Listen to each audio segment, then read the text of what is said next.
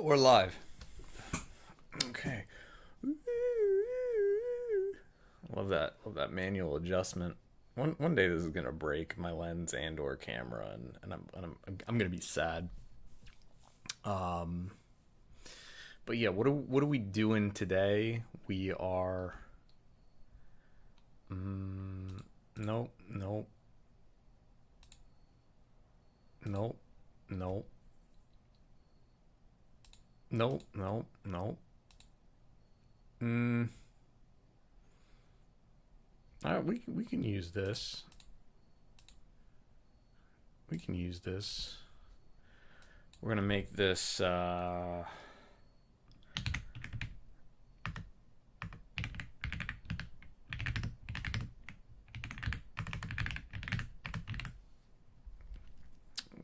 so we're gonna fundraise for night camp.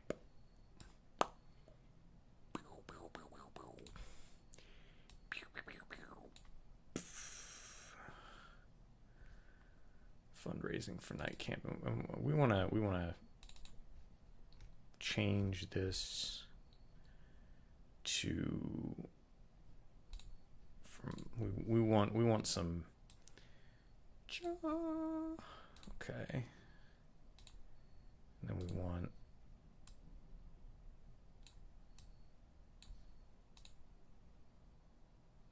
what the heck?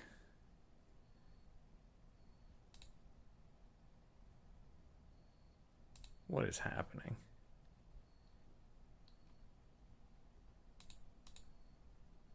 What? So I got this background colors.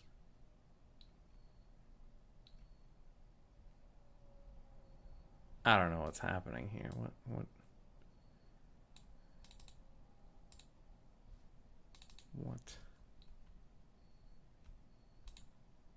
Text transform vertical, select.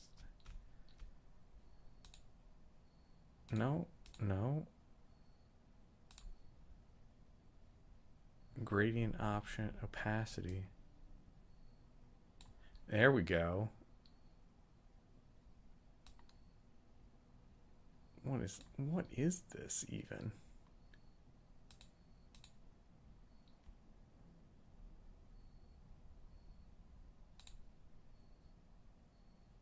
Is that a gradient? And it's just stupid. Like it doesn't.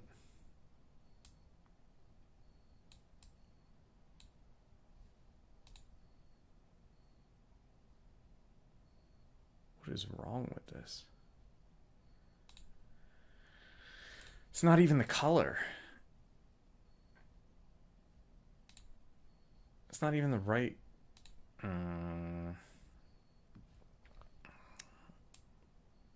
Okay, so we're fundraising for night camp, and gotta open up. We're gonna hand draw a fundraising graphic.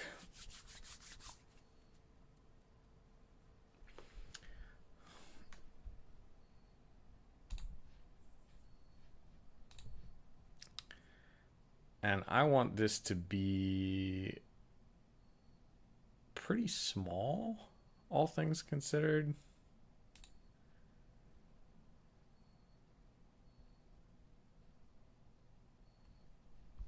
No, no, no, no, no.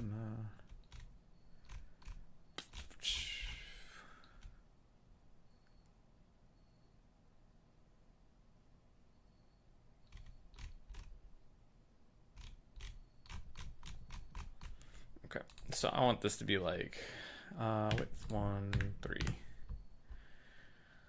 Okay, and we will create this. Oh, I'm getting pinged.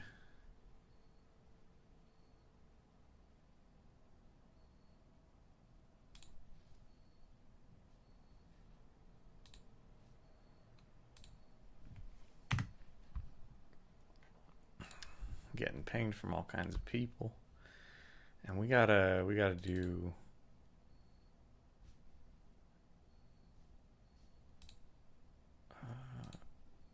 we got that? Okay. Okay. So let's make this. So the first thing that I need to do is have a transparent background, I think.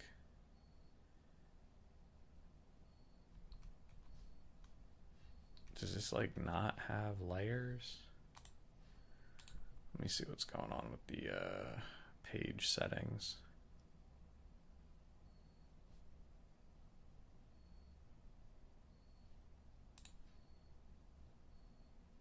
Nope. That's not how we do document. There we go. Resize, convert, transparent background. There we go. Step 1, transparent background. Okay. Then we're going to add pixel layer. And we're going to make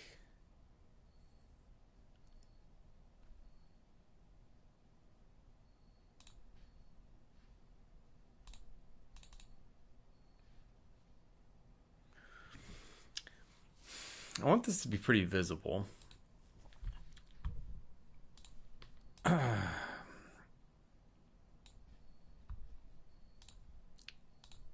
Let's add the stabilizer in. Let's make this like a beaker.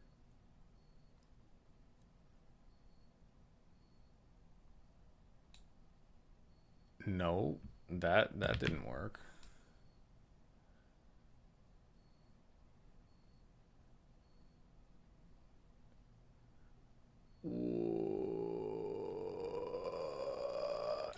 That's not how that works.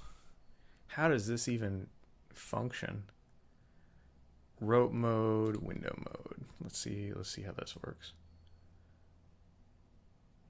Yes, this is much better. And I'm pulling down and I'm failing because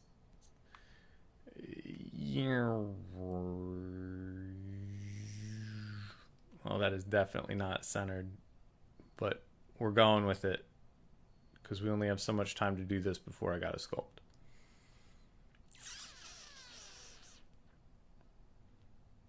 And then we got to do one of these.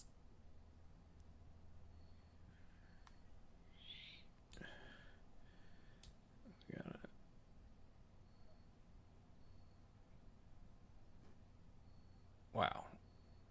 I'm like super good at art or something.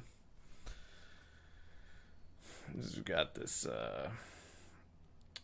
it's a graduated cylinder, so it's gotta be like and we gotta round out this bottom here. So it's kind of like the top. Yep.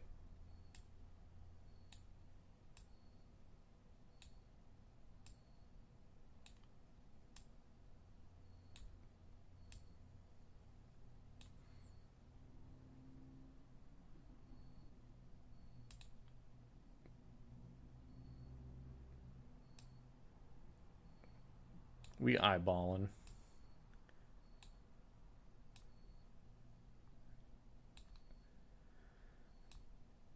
Sometimes we make really rough art because that's all we can do, and sometimes we make really bad art because that's all we can do at the time. And in my case, it's both issues. I don't think I've ever drawn or like rendered lab equipment before.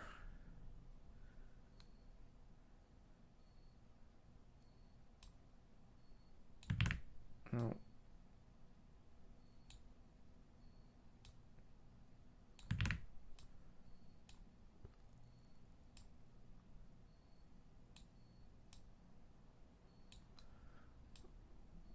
This is the world's worst glassware.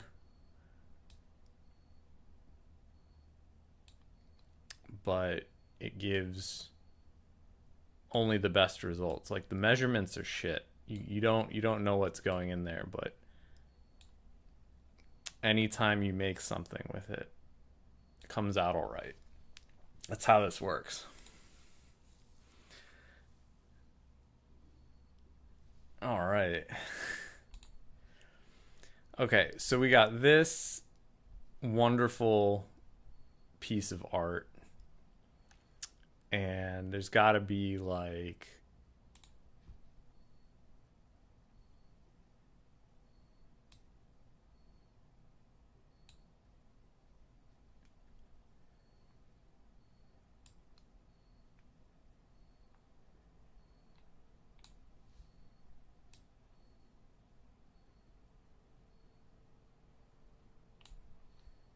yeah, okay, cool. File, export. I want this to be a PNG. We export this to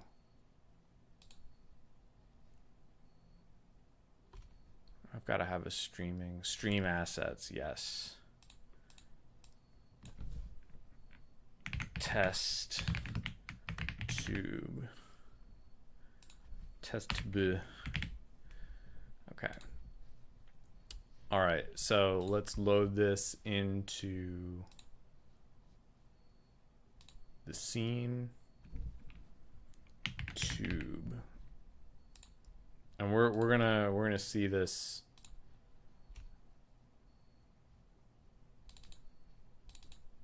Whoa. There we go. There we go. There's the test tube. So now, the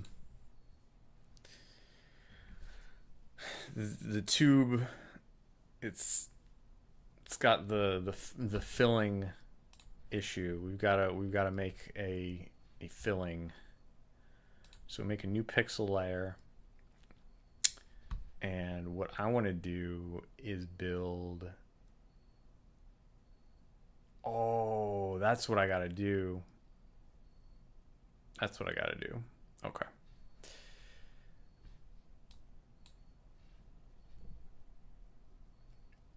We are going to make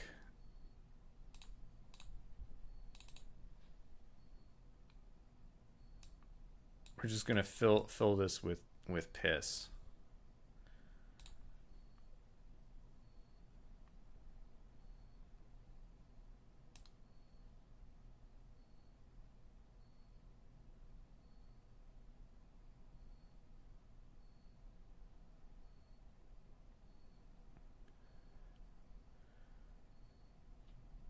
Okay, so now I've got to paint bucket that in.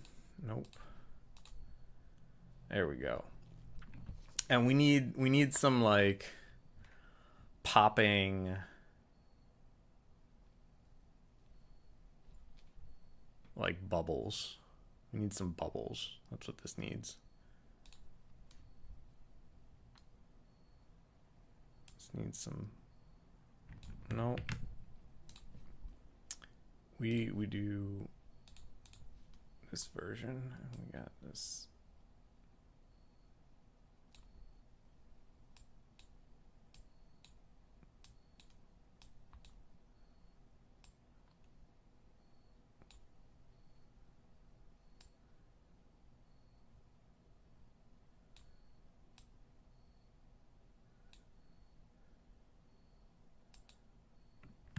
No, we gotta get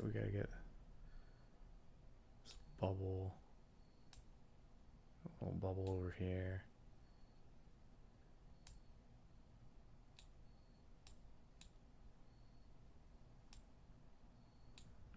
Cool.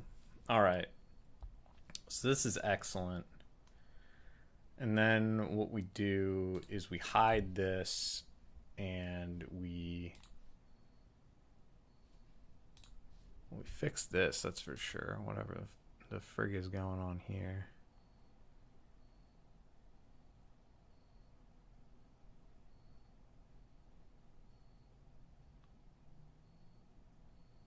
Right. and then we export this. And we export it as piss measure. Cool. Okay, so we can close this down.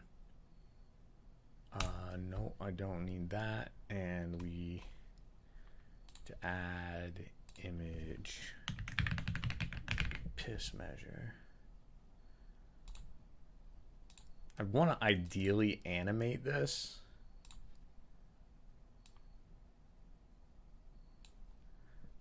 We gotta put this behind the tube. There we go.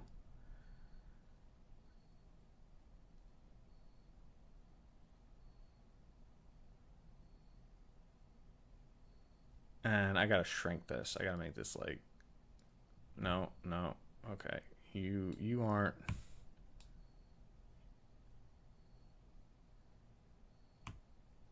What is happening?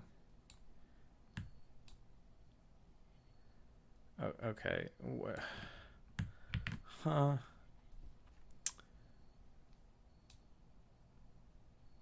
Why does it scale it like this? That's what I want to know.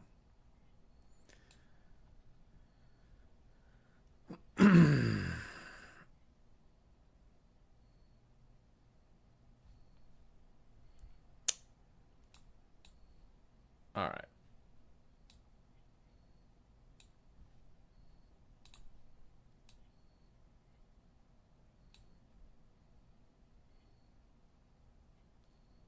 All right. So we're so I got to take this fundraising for night camp.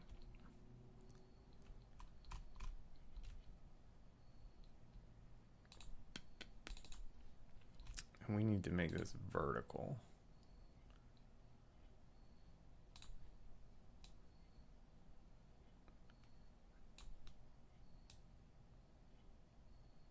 What is happening here? No.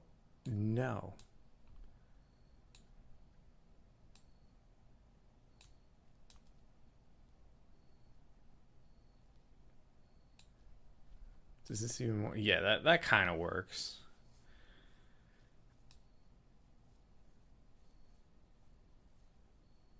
Does it work?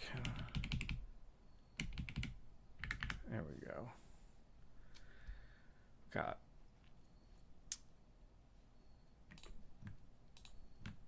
We can.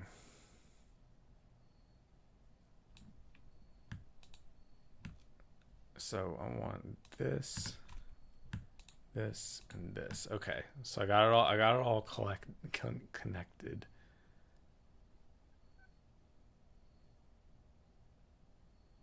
I'm gonna put it right here.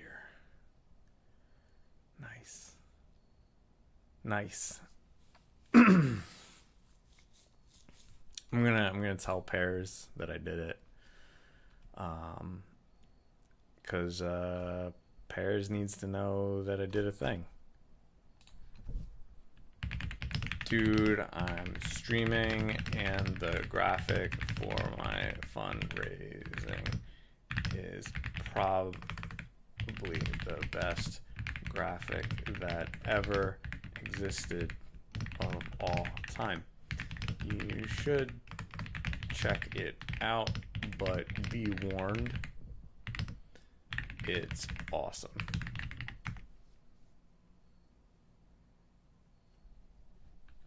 He's been warned. He has been warned.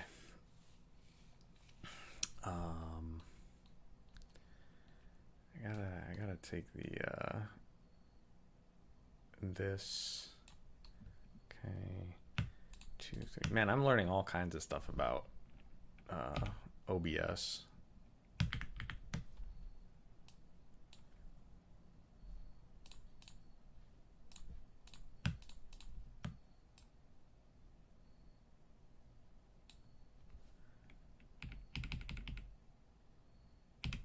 All kinds of things.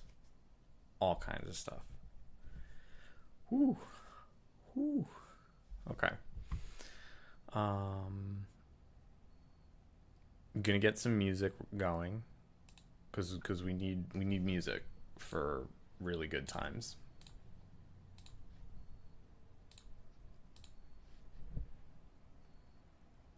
Trust me, I'm gonna get to sculpting. It'll happen.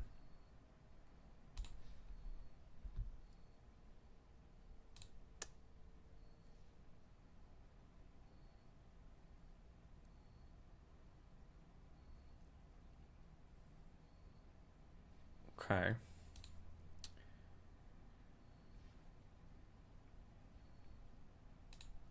That was a pretty good album.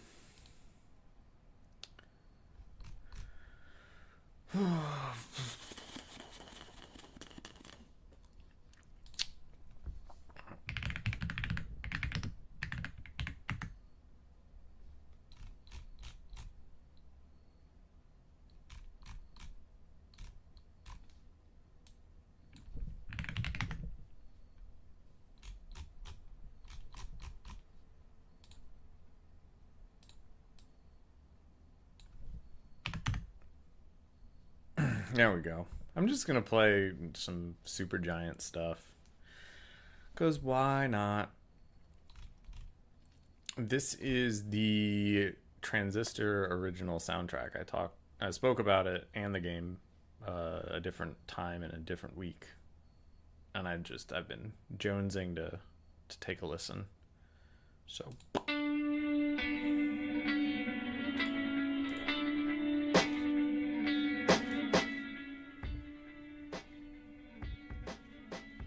there we go.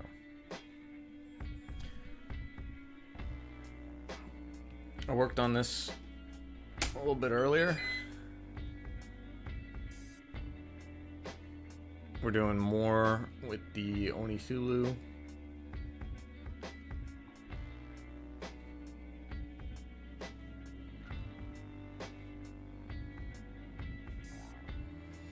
And it's good.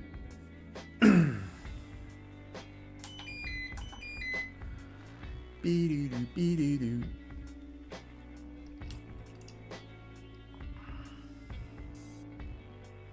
I'm gonna be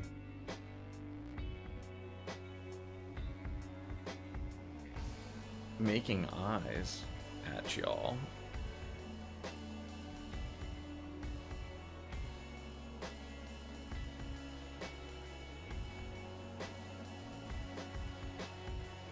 Making eyes is actually like really interesting if you sculpt them. I like sculpting eyes. The exact shape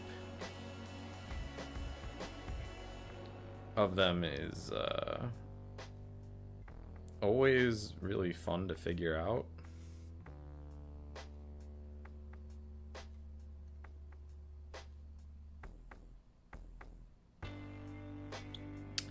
And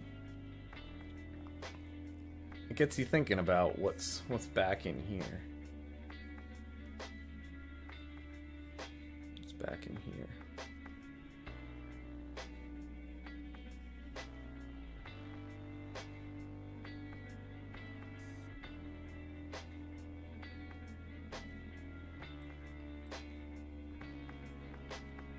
Sometimes it just gets you thinking about the sculpture itself, because sometimes you don't want something to be like a real eye shape. You just want... Tools are stabbing me. It's okay. Sometimes you need a good stabbing. Maybe not you, but I do.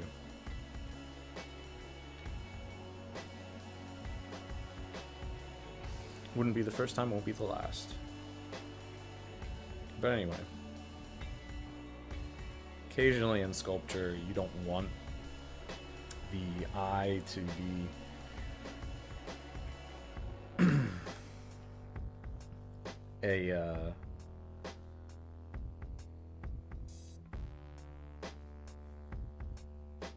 oh shoot, that's right. I ground this down.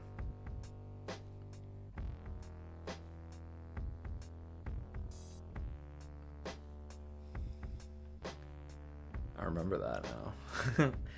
I did tool modifications.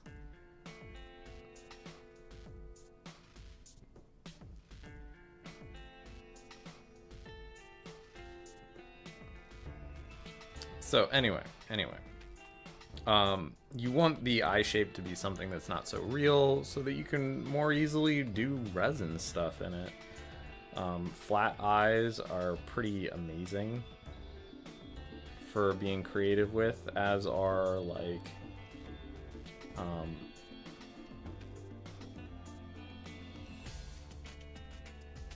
kind of what I'm doing right now, but I am going for a rounded eye. I just need to shape it properly. But this whole like cat's eye shape, where it's like almond ish, that can be really nice to use as well. Although I have not had a lot of luck like making in-eye effects with it. It's good to like build a clear layer and then do something behind it.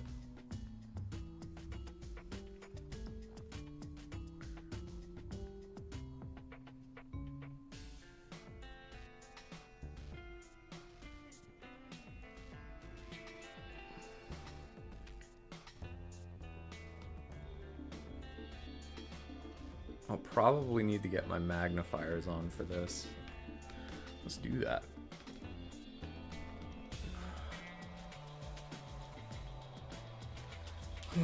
I'm gonna hit the camera pretty frequently with this, unfortunately. I just know it's gonna happen, so be forewarned.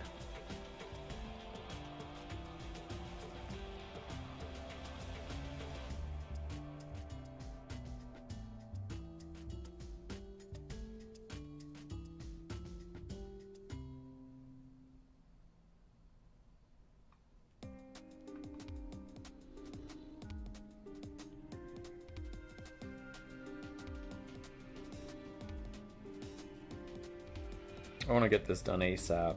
I've got molds being made and copies of this being made to go out to like all kinds of other makers. Got a lot on the plate right now, but we're making it work.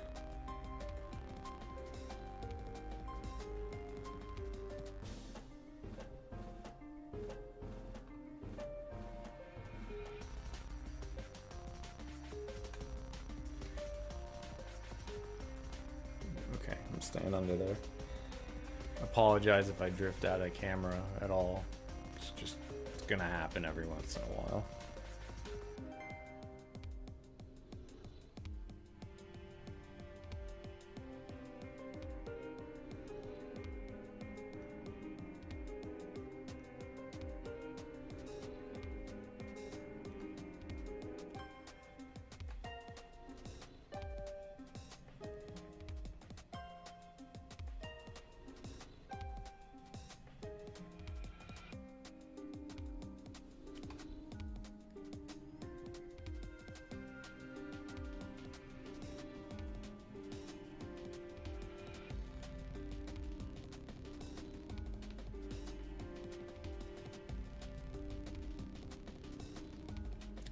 This is doing pretty good so far.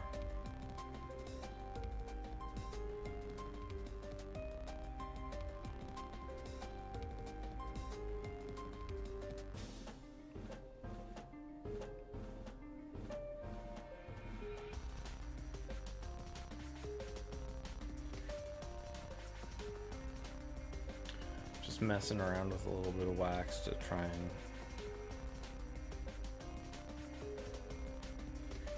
work with it.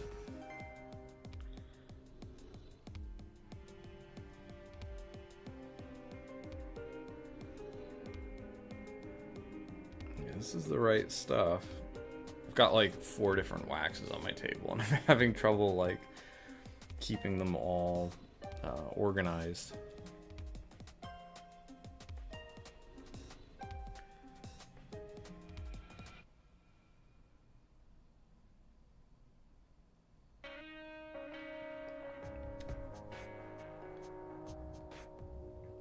First step of what I'm gonna do is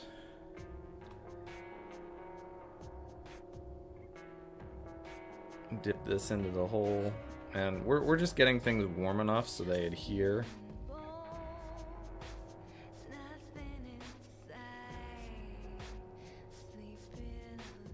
one of my favorite parts of Transistor was they used vocals. The vocals are heavily tied into the game. Okay, so I think that's warm enough.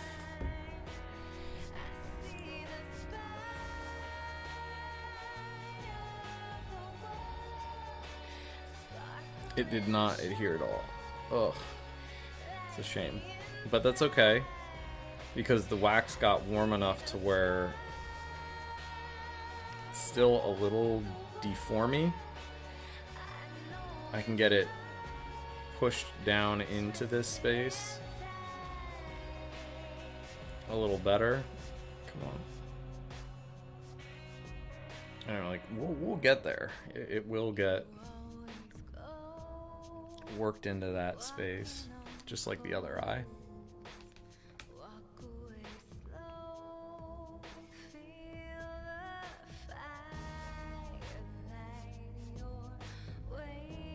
There we go.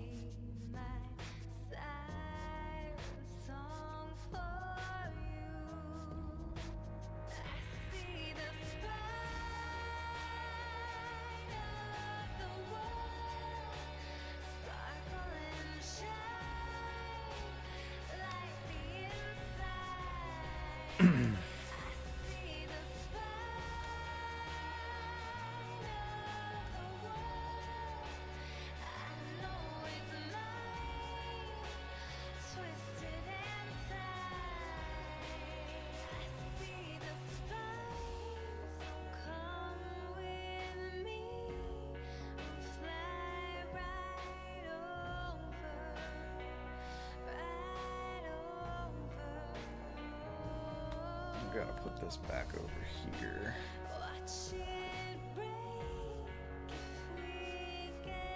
There. Now we don't have so many wires crossing.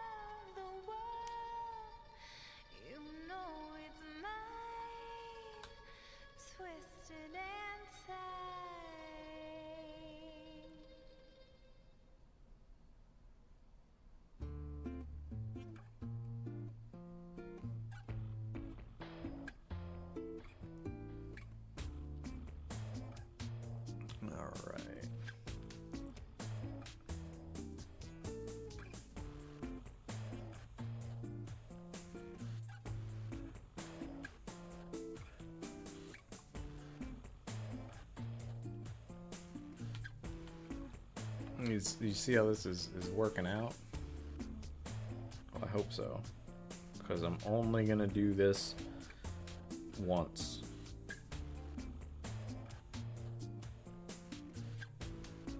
Very slowly. So pay attention.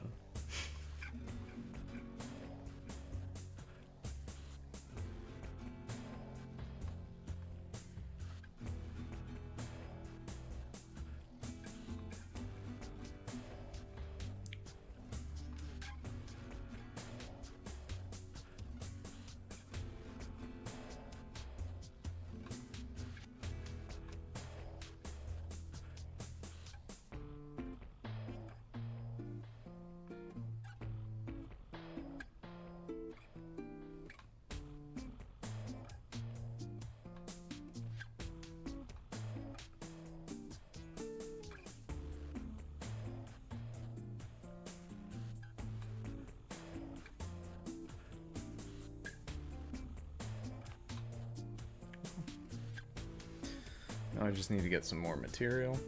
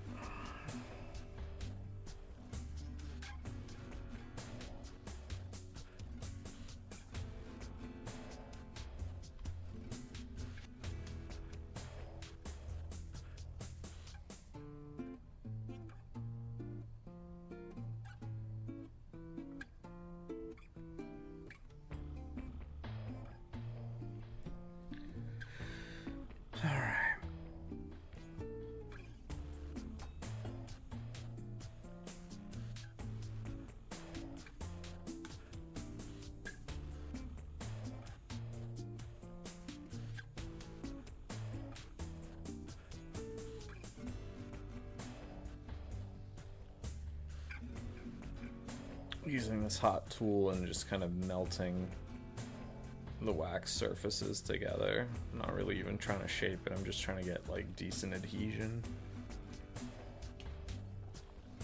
And then I'll come in here with my shaping tool that's at like a lower temperature.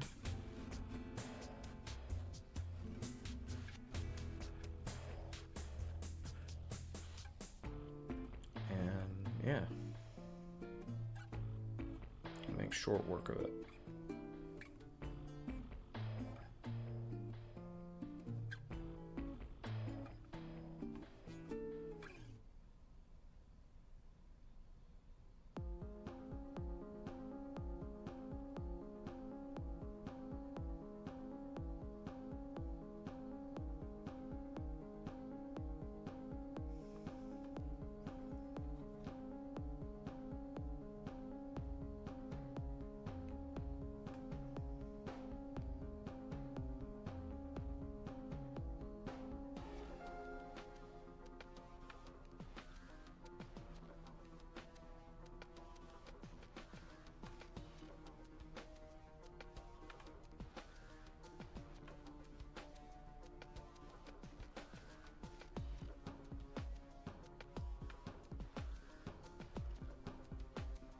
Check and see if anything has been happening.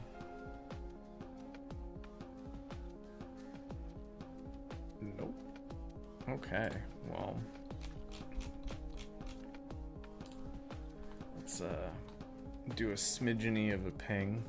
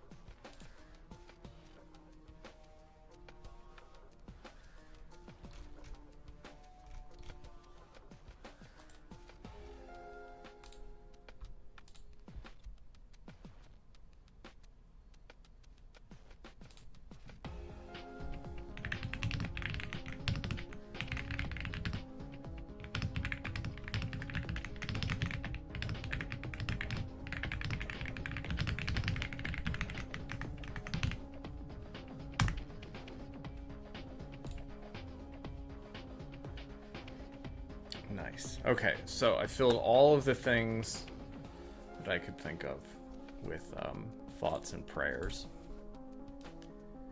because we know how well that works. Oh.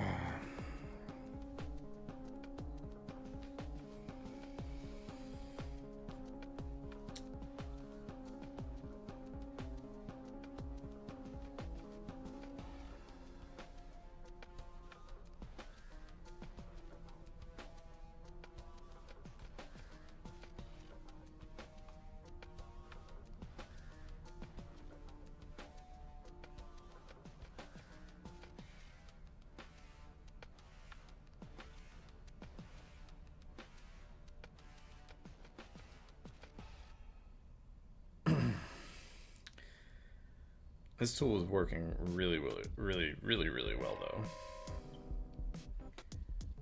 I'm excited for it, and let's just make it work like this.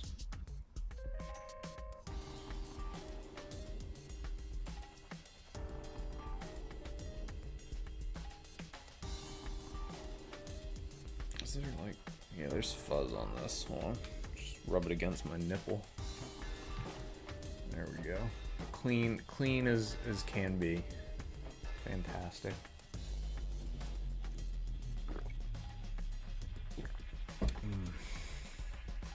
Turmeric ginger. That's how we like it. Herbal teas.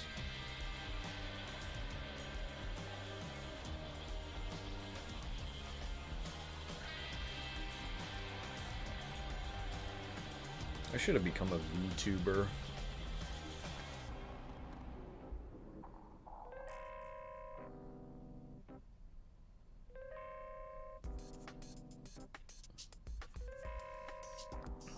Obviously. It's my true calling in life.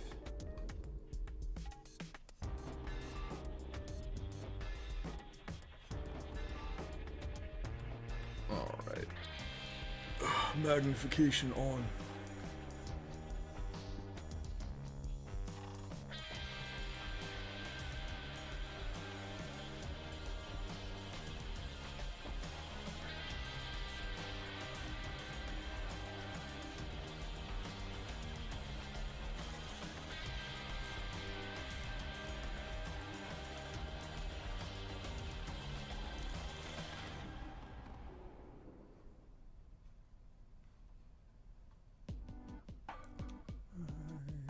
In frame.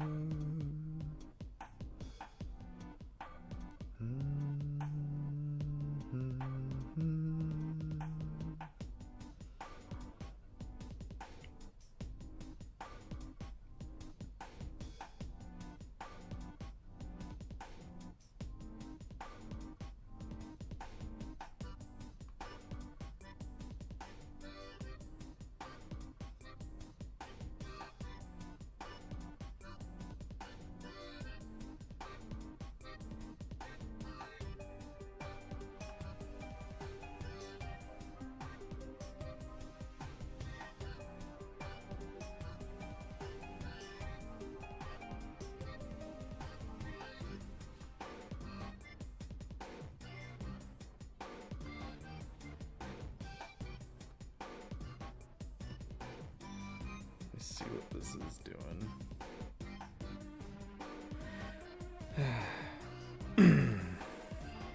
So we need a couple other layers. Yo, Cashley. It's good to see you, man. Jammin' Dino over here. So just throw wax everywhere. It's fine, we're fine. How was your weekend? This isn't the right stuff. This is the right stuff.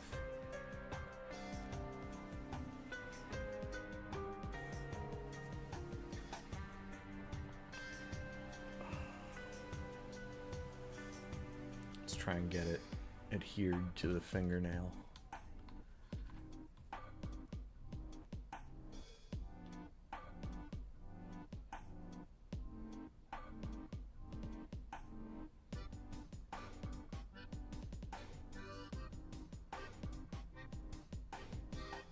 That's good stuff.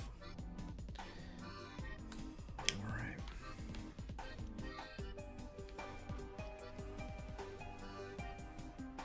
Oh ho ho.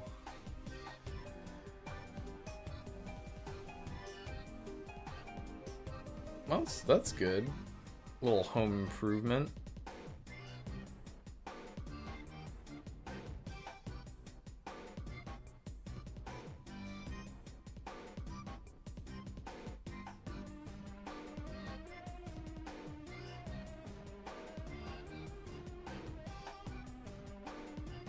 We've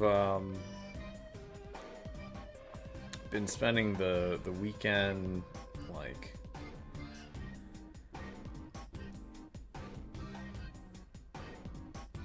working through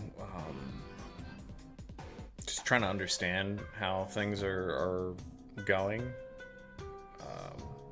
with Hungerworks Studio and like our projects and whatnot, and I'm pretty excited about the Oni Thulu here.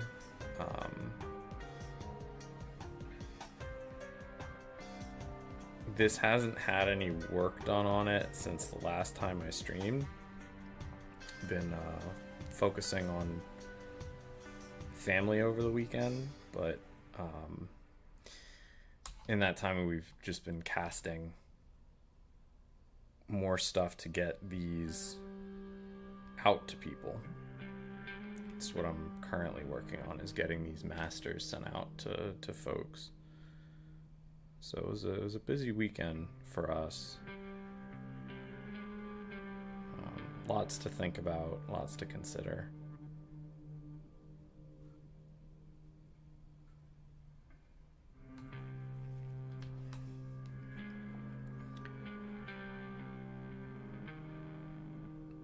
I also kind of wanted to like pump myself up for the next time that we stream, because night camp is approaching, which is it's in Washington State, and Night Caps opens up his property for a bunch of artists and collectors to come out and talk about caps, and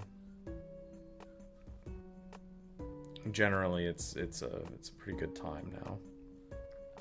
We're not in a position where that seems feasible, so the fundraising vial of piss is there. I'm taking all of the Ko-Fi funds, and that's the basis of like where it's at right now. I should update the Ko-Fi page, but I was just gonna update it live if we started getting, you know, people popping in and appreciating the stream and stuff like that. So it's a work in progress, and I want to focus on the sculpt here as much as possible. I love this song, by the way.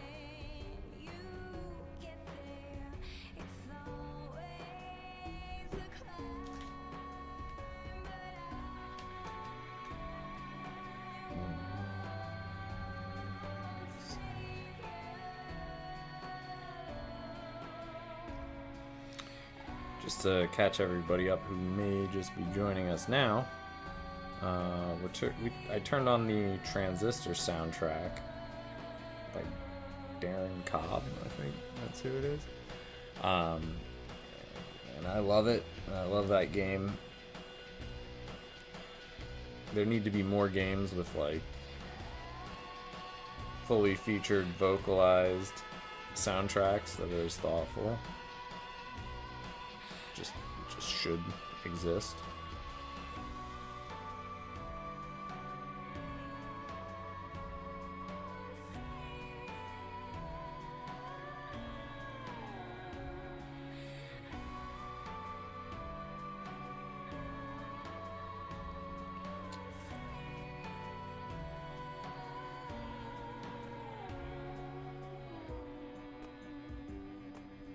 And right now, I'm getting these eyes filled in and shaped out, so.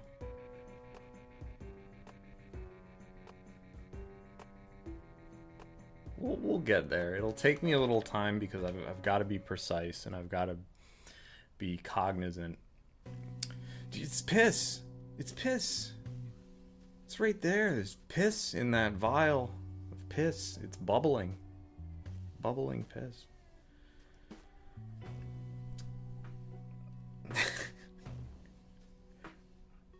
I told you I would just draw a little thing. Now, I didn't go crazy and like animate it. That's for another day. Like when I get my animated piss vial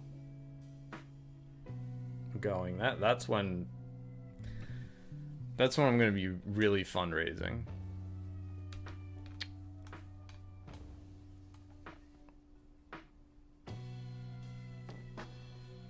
No, everything happening is good.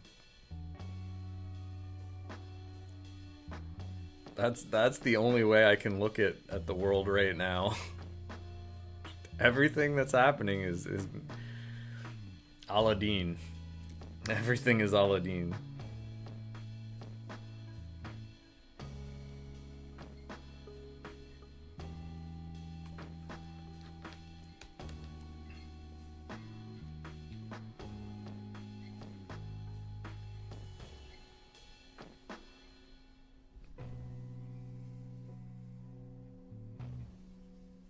You assume that if you've got carbonated, who says the bubbles are carbon, bro?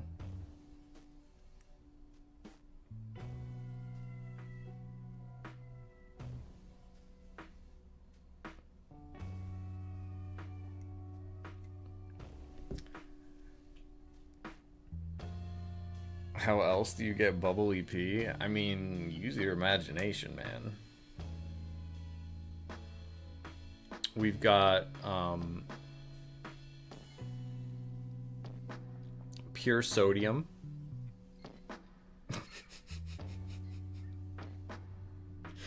just the sheer amount of salt in the piss. It's so pure. Touches the water and explodes.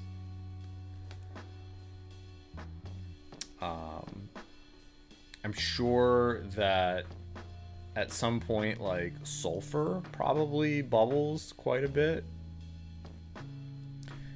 Yeah, but it's small bits of sodium. It's just very pure elemental sodium. Chunkies. When I do kidney stones, I do them right.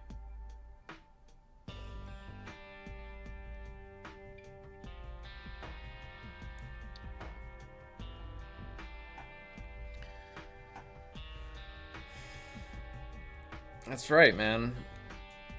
And then putting them in a vial and giving them to the fine folks at the airlines and them taking me to night camp. That's the goal. That's the dream.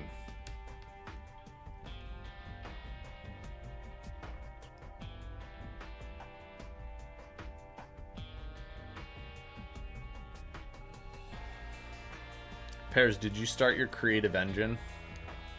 Is it running?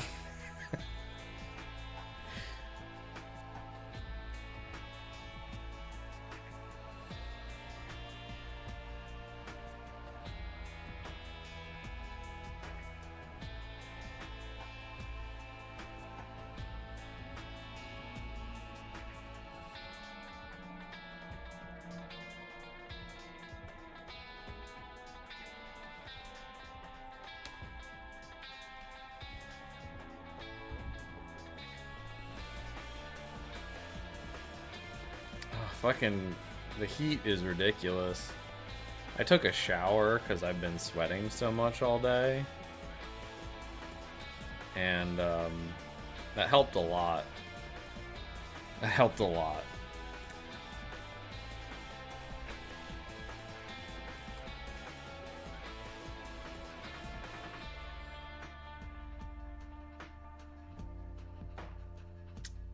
Well, I do hope that we can test out your creative engine at some point, man. Because I think you probably have one hell of a creative engine. I truly do.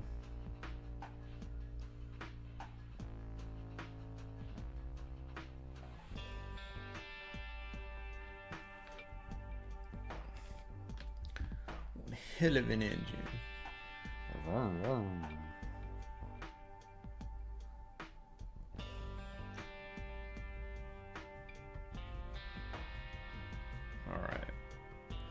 The objective here is like honestly just to do the eyes and the teeth. So if I finish up with this, I'm gonna move on to sculpting on this, which is a buckling spring. Like, this is the inside of a buckling spring cap, and I'm making some sculpts for it that will go on buckling spring keys, but will also go on the BMX version of this. So I hope we can get there. I hope we can get there. If somebody wants to grease the wheels a little bit, I will make more foamy piss rise in this piss vial, and we'll like work extra hard. Trust.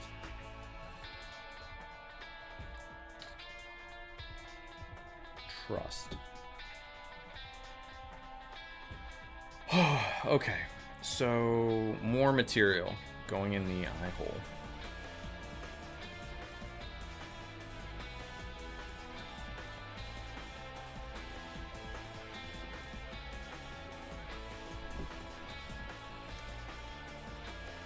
And happy Monday, everyone. Only on Tuesdays? Wait.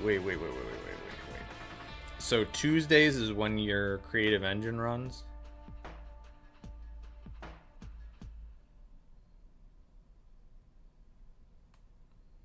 And only on Tuesdays?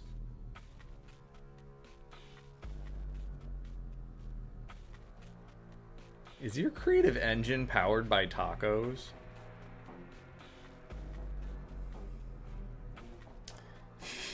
I don't know anything. Well, your Creative Engine obviously isn't running because that I don't know shit doesn't work with Creative Engines. So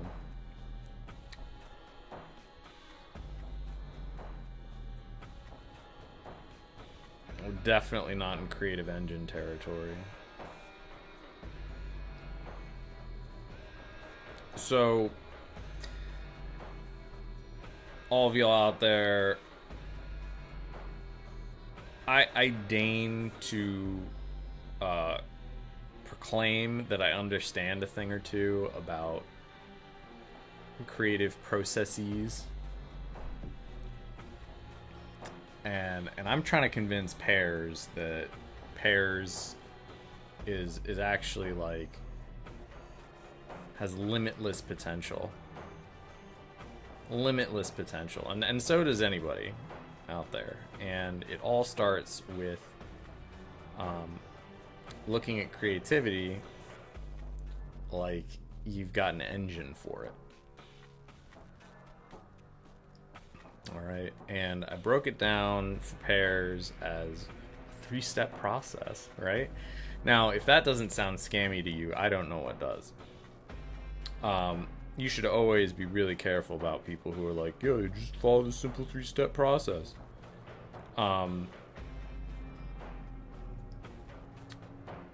It's got more steps. But I think there are 3 major things to consider when building your Creative Engine. And just to put this into context, the idea of a Creative Engine is a machine that propels you forward in the creative pathway. It's got to have a fuel source, and it has an output. All right, both of those can be defined. But the engine itself operates off of a couple principles. One is you can't say I don't know. That's the first part of the machine. So the first thing that you have to do, it's not removing doubt. It's not like it's not a I can't thing. It's taking a second to really consider building up any knowledge that you don't have. So you don't know everything. That's assumed. You don't know everything. That's fine. That's absolutely fine. But you do have two things. You have intelligence, which is, like information you can gather, and wisdom, which is experience, and lots of going through artistic processes is based in what experience you can either provide for yourself through practice, or experience that other people can, impart to you. They impart their wisdom, so to speak. So that's the first part of any creative engine. The second part is an expression of some kind. Yo, faithful stranger. Hey. Good news. I've got good news for this that I'll get to in a little bit. It's good to see you. And yeah, so back to it. Again, the second part to a creative engine is your expression. And your expression can be like any number of things. This is very, very abstract, and it's for a reason, because expressing something simple or something complicated, that's just based on you. Think of the expressions as like the engine itself can be more or less complicated in what it's supposed to do. Like, there's some engines that are like really good for a dirt bike or for a lawnmower or what have you. There's all different kinds. So whatever you're expressing, figure out how to describe that in plain terms, plain language. And then your third is picking your medium. Okay, a lot of the conversation today with pairs revolved around like, well, don't you do that first? And I'm like, no. Because you don't really know how you feel or how you want to express something. And you might already have, you assume you're going to be working with pen and ink, but still the expression comes first. And if your expression seems like you might run into a situation where you're like less knowledgeable, or you need more practice or whatever to execute it in a certain medium, well, do you know of a medium where it could work? Or maybe it's time to learn a medium where this expression fits in better.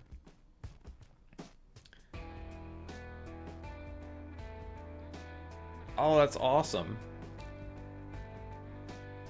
I'm glad you think I make it look easy.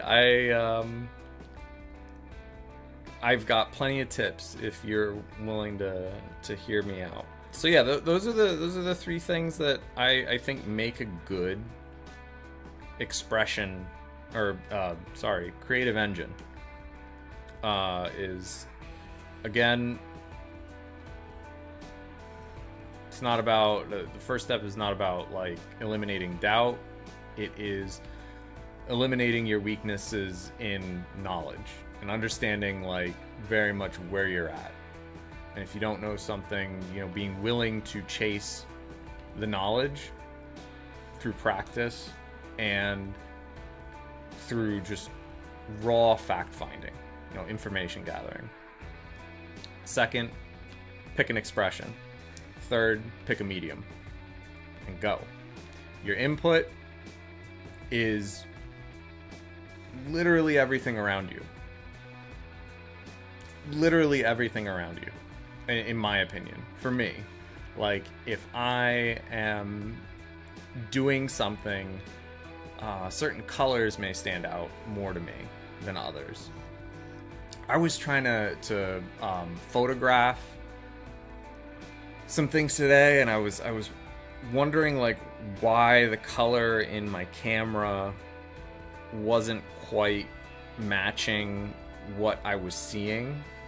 And then I noticed that my brain was paying so much attention to the color of that object that, like, if I if I made my brain aware, like, oh, pay attention to the scene, not just the object, the freaking color of the object changed. All right, so my perception of color is not static.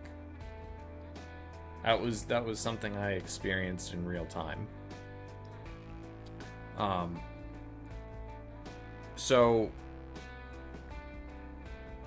that makes me think, like, my brain is observing something, and I can take that as input, throw that through this engine. You know, think about, I'm staring at these leaves and they're a certain kind of color to me, and I think about this expression, like, let's make that expression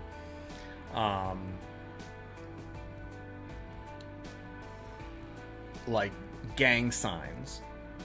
Okay, so for like a creative spin on it, I might think about this like browny, purpley,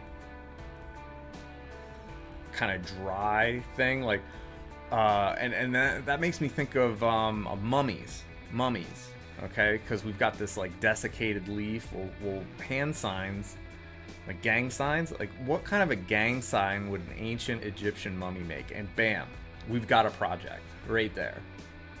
Creative engine, boom. And then all I have to do is pick a medium and like go with it and start actually doing the thing, and then you get your output. Okay.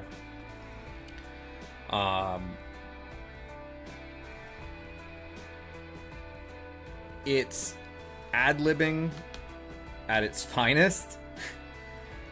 If you're just, you know, kind of making things happen, there isn't some higher calling, or like it's not coming from someplace special. Like, I'm not saying that creative processes can't. I'm saying that sometimes you really do just force it out or make it happen. And that's the process, or that's the reason why you use a creative engine.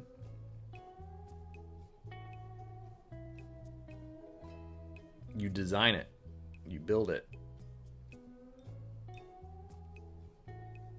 you practice it, you get better at using it.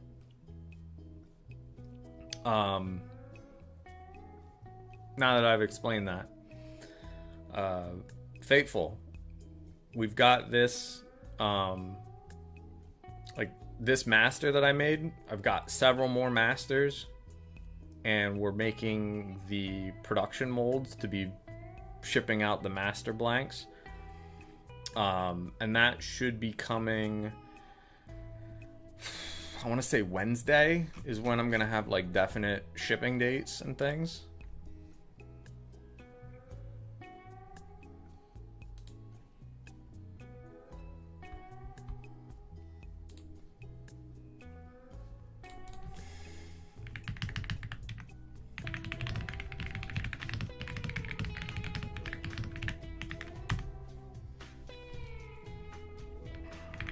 Somebody really cool just sent me a message. It's Pikel Thompson, also known as Joey Quinn. He's one of my favorite collaborators.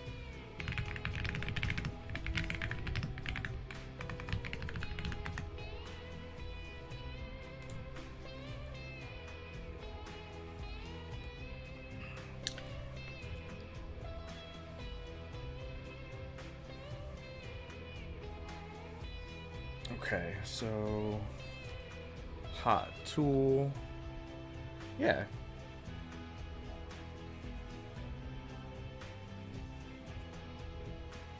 Ah, nice. Yep. The shipping dates. So we're either gonna print out the labels on Wednesday and just like get going, or I'll have a definite shipping date to post by Wednesday. I am thrilled that this is moving along as quickly as it is now. It's kind of scary. I take my collaborations like really seriously, and oftentimes I wonder if this kind of stuff is good enough.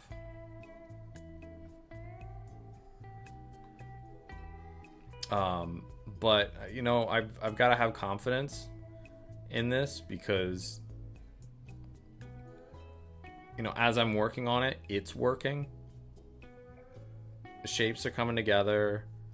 The figure is coming out of this underlying structure. And the last week, I had a really good talk with a friend of mine who goes by Belsing, and we just crafted a variant of this, just talking. Talking is one of those really important parts of, you know, doing your creative thing. I think if you can describe something, you know, it doesn't really matter what language you use, but as long as you go through the effort of describing it, you're closer to making that connection with your medium.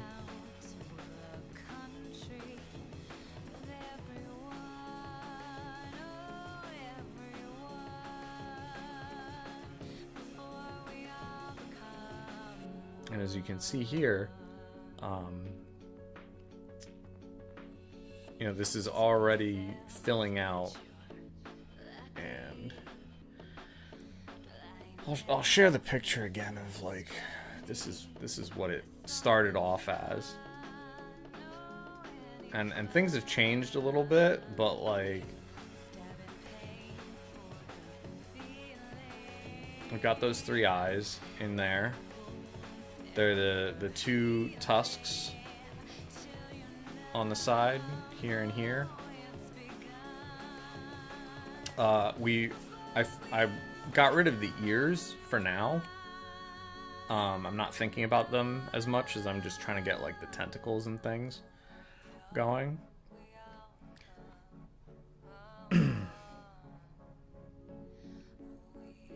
But all of these observations I'm making as the project is progressing are making it easier for me to get over my anxieties about, you know, sharing this with the public and being like, okay, like everybody collab on this for a bit. The skeleton is totally good for people to to sculpt on. We do good things. Yeah, gotta have a smidge of confidence about this.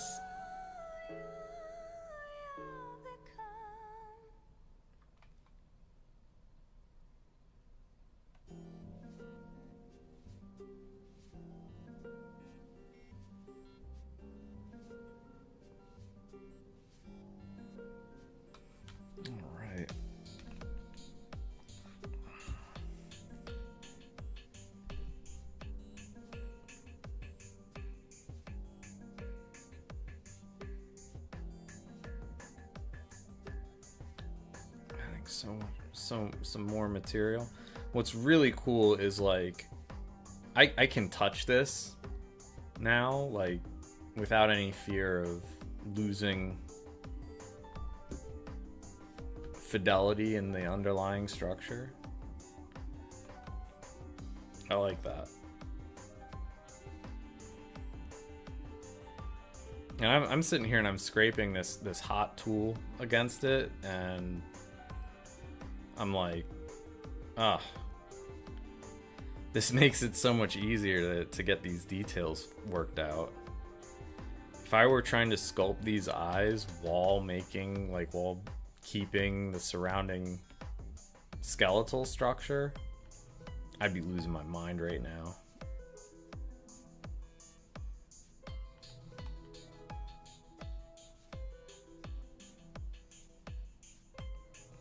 And yeah, if people like this, you know, I'll make other kinds of underlying things for people to iterate on top of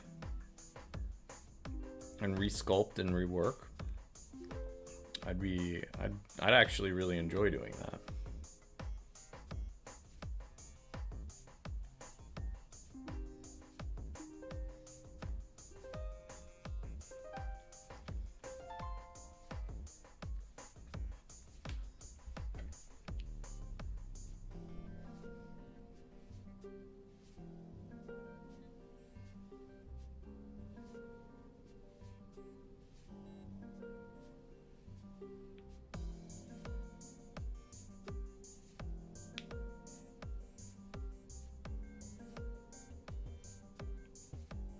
That's looking real nice.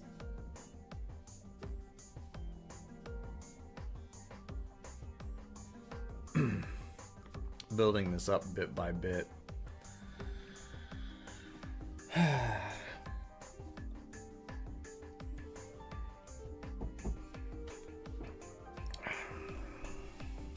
Oh, and I'm drinking a ginger turmeric tea. That's what I brewed myself earlier. Do love a good herbal tea or green tea. I almost made myself some coffee, but I asked Widgie if she wanted a hot drink and if she wanted coffee or tea. She picked the tea. I think that was the right move.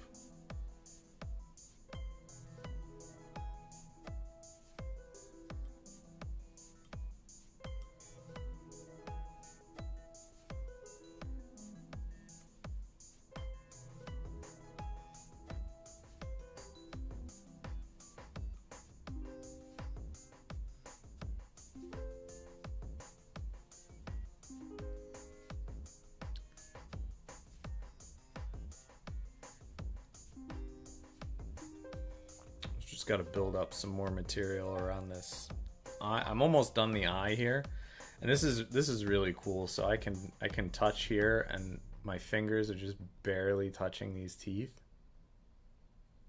It's got a really neat feel to it. I like it so far.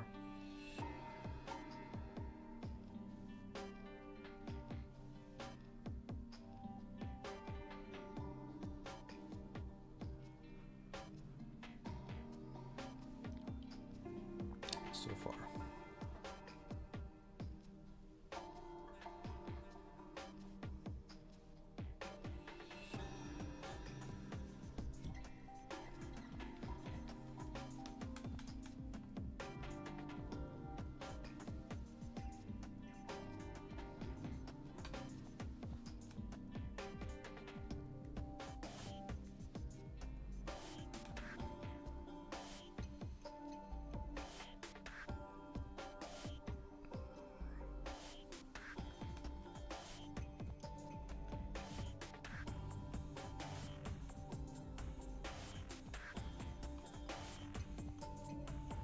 What I'm focusing on right now is making this central eye spherical or semi-spherical. I find that working with tools that have rounded parts to them, like for instance this dental pick, although this whole area is kind of straight, this end isn't. As it comes to a point, it rounds out. So if you use the side of it and like work in a circular motion, you can create like a nice even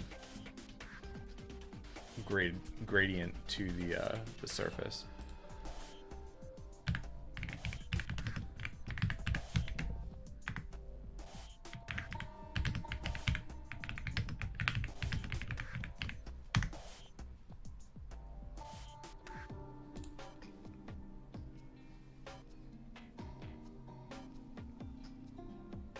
Yeah. Yeah.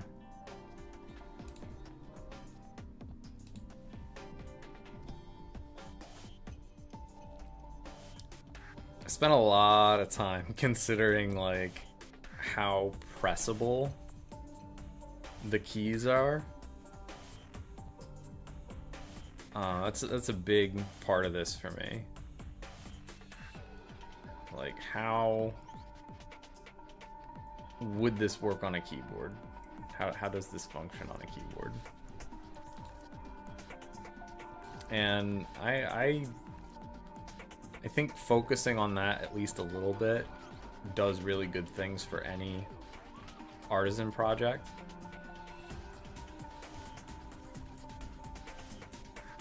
At least a little bit.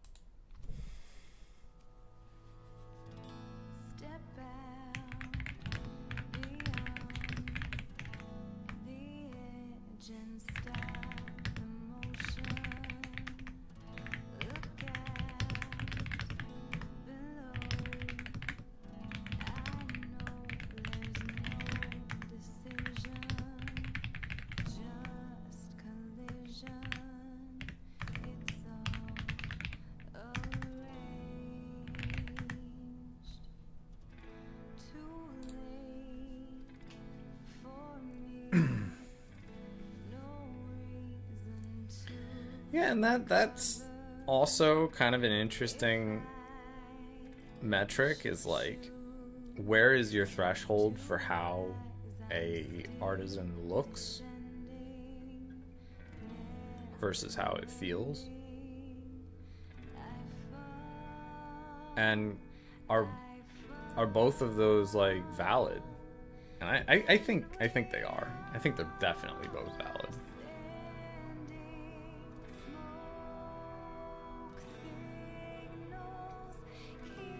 How crazy are you going with the Oni? Um, define crazy.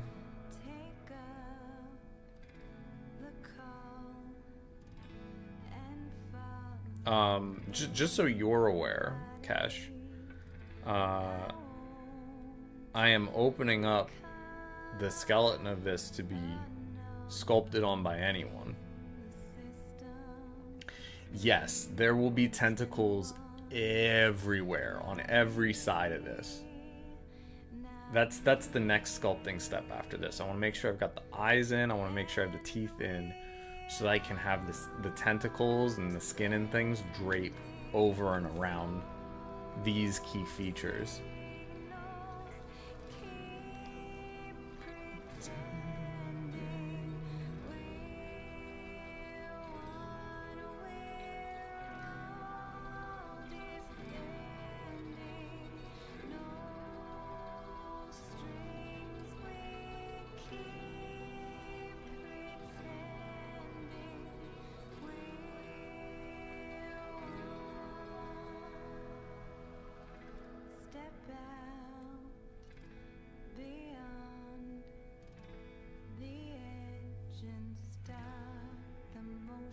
Oh, good, good. Um, so that's one design, and I actually have a second design for the Oni Thulu that a friend of, I think you were definitely like checking out the stream at one point when I had Belsing on, and we were talking about the shadow of the aberrant Oni Thulu. So I think I owe it to that really amazing discussion to make a variant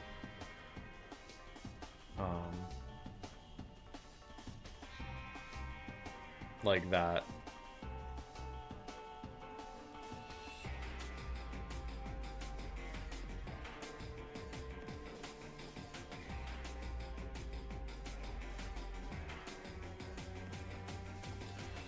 This is pretty good. We've got like kind of a partial snowball shape kind of thing happening up here.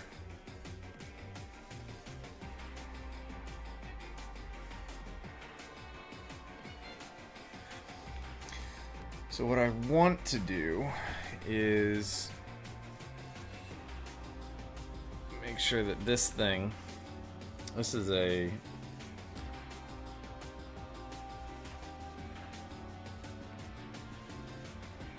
tool that's used for burning like rope ends,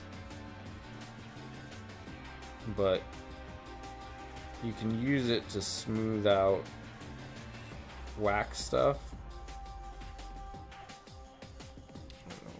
Hold on.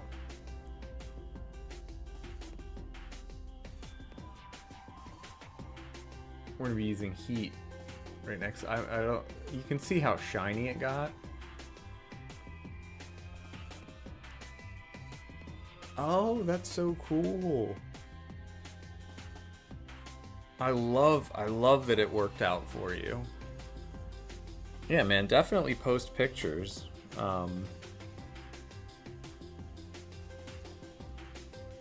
Please, like, I'd love to see it in the gallery and gun show.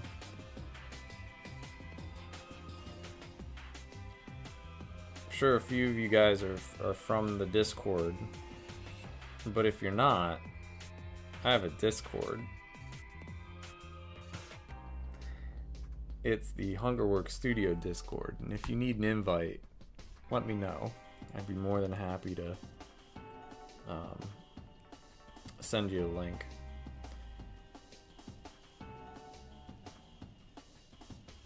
there we talk about, the sculptures and our pets and all kinds of things. It's a big place, and I'm thinking of reorganizing it again. It's gone under like 4 reorganizations through that server's life.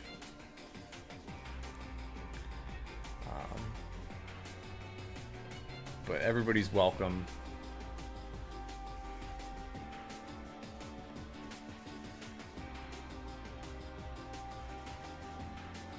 We just try and have a good time and be genuine.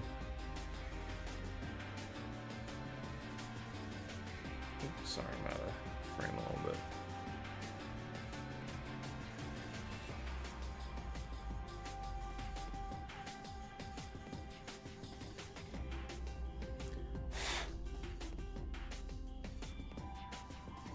So, funny thing about wax, when you're heating it,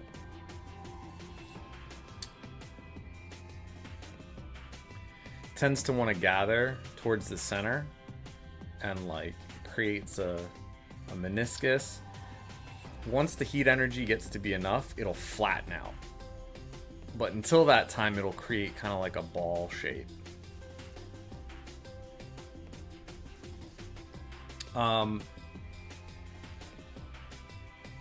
Yeah, I mean, so like the heat will cause it to self-level and also gather. So whenever you apply heat to waxes, it generally gets bulbous in whatever it's doing. And the wax itself is gonna go liquid, and then it's gonna freeze into a solid, and it's gonna have, the same finish as its liquid self. Because the crystals are really, really tiny wax crystals. And so it gets a very high gloss to it.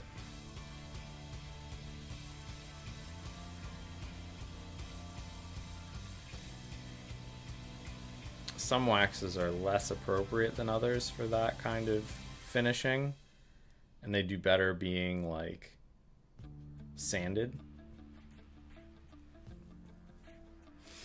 Right. So if you hold heat to the center of something, it ought to gather, but like you have to apply melting temperatures, so you can't touch it. If you touch it, you will burn the wax, because the wax's flash point is lower than the temperature that your tool would need to be to get it to melt. Like, you don't want to touch it, because if the wax melts and touches your tool, it will be drawn to your tool. So it has to be far away from your, like, not far, but far enough away from your tool. Like, I'm not touching this. It's just floating, like, that far away. It has to get hot enough to get to the same temperature as if, like, I were touching it directly with the hot tool. So the temperature differential from the tool to the wax needs to reach about like 165 degrees Fahrenheit, 170 degrees Fahrenheit.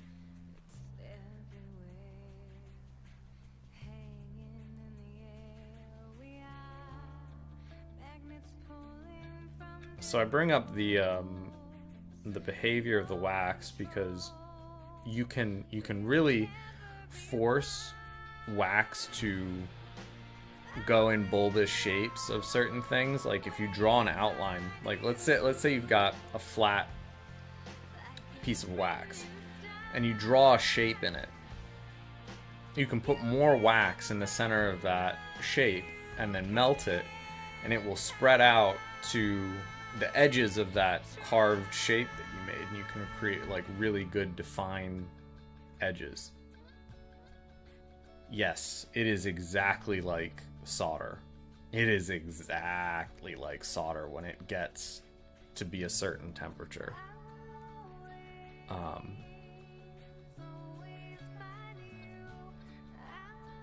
It's very, very similar. That's a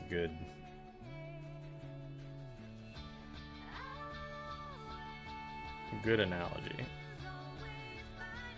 So what I'm doing right now is I'm applying bits of heat. I'm allowing it to flow. And then I'm going to be taking this this soft tool and like smoothing out some of the strange that like wax can get a little lumpy sometimes, so if you work the lump into a more smooth shape, it will actually melt more easily.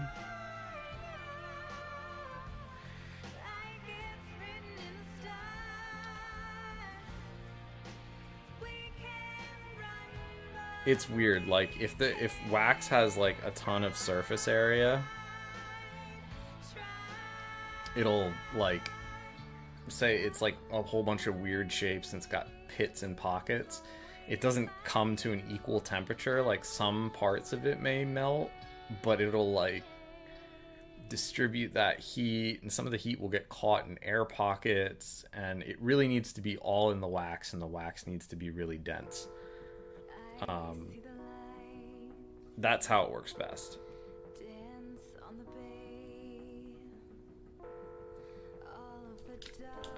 I hope you can see, like, right there, there's that, there's this, like, pit right here. That shadow is, like, an incongruence.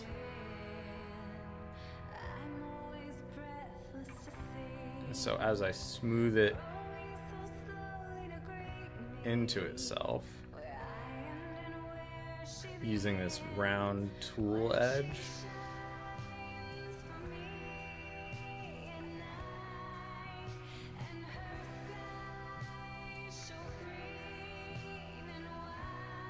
you know, it makes it gets rid of that pocket like a little bit. But then when I come back with the heat,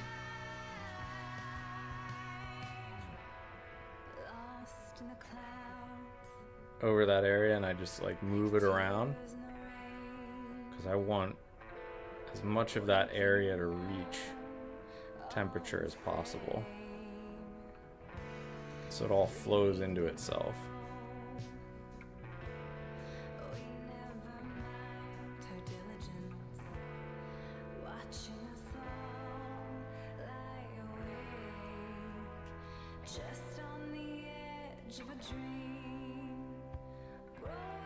Ooh, this is working really well.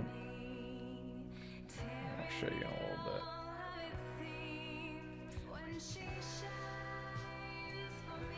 Alright.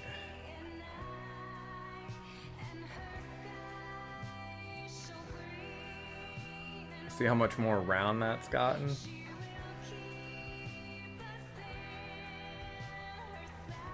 And this gets much easier because I gave myself a round area for this to sit in. So because it has that boundary, and the boundary, because it's touching this, like this this skeleton is acting as a big heat sink. I put a lot of metal in it. So it's gonna draw the heat away from the base where I have the wax making contact with the underlying shape. So that's never really going to come to temperature the same way that the surface of it is going to come to temperature.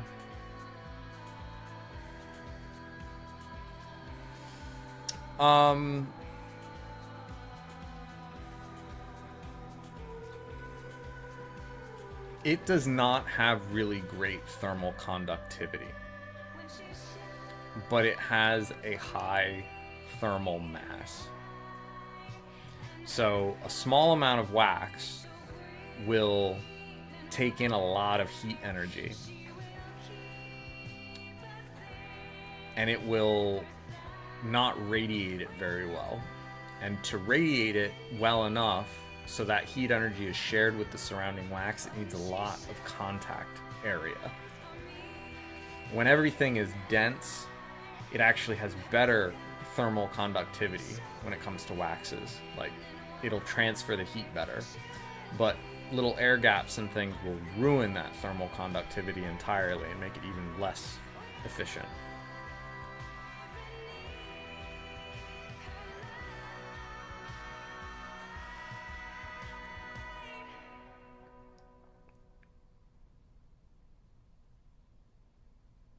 Yep. So again, the bottom of this shape, like the circle of this, the boundary, has all of this metal powder in the resin wicking out the heat, so it doesn't melt and like go into all the little cracks and crevices and things like that. But the wax on top of it holds in all that energy, and it creates this dome shape.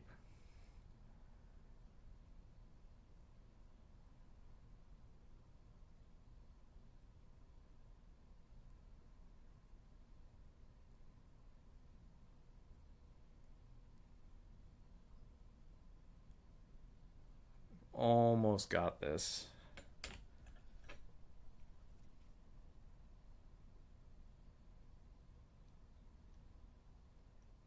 So we just finished the Transistor soundtrack.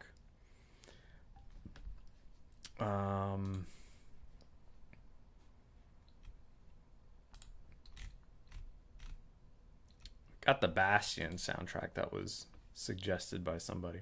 I'm just gonna, we're just gonna do it because. Listen, Yo, Chikome. all this takes a lot of getting used to.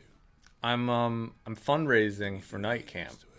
We haven't gotten any fundraising stuff. Three things I'll always miss, though. One, But not having to watch my step all the time. that doesn't matter entirely. If it doesn't happen, it doesn't happen. Forget about two. And three, I miss the songs. We're doing more work here From Ceylon, on the Oni Onithulu, tune. Sure, we've got some songs. listening to good music, enjoying each other's company. What they sounded like. Playing to a room full of fine people. I had a weekend full of mold making, Hard days were. Those were the days.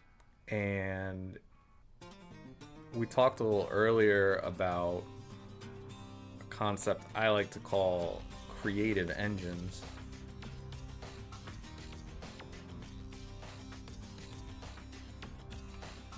Lots of stuff is going.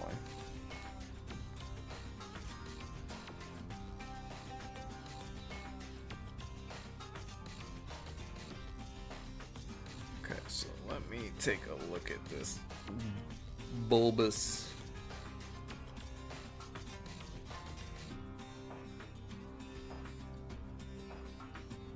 Sorry.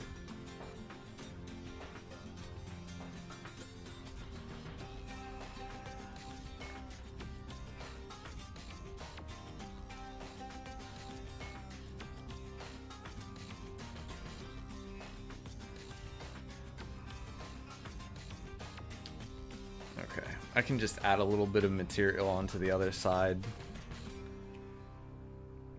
and that will do much better. What is the creative engine? Good question. So, it's a process by which, you or anybody can come up with creative ideas. Like, just create things.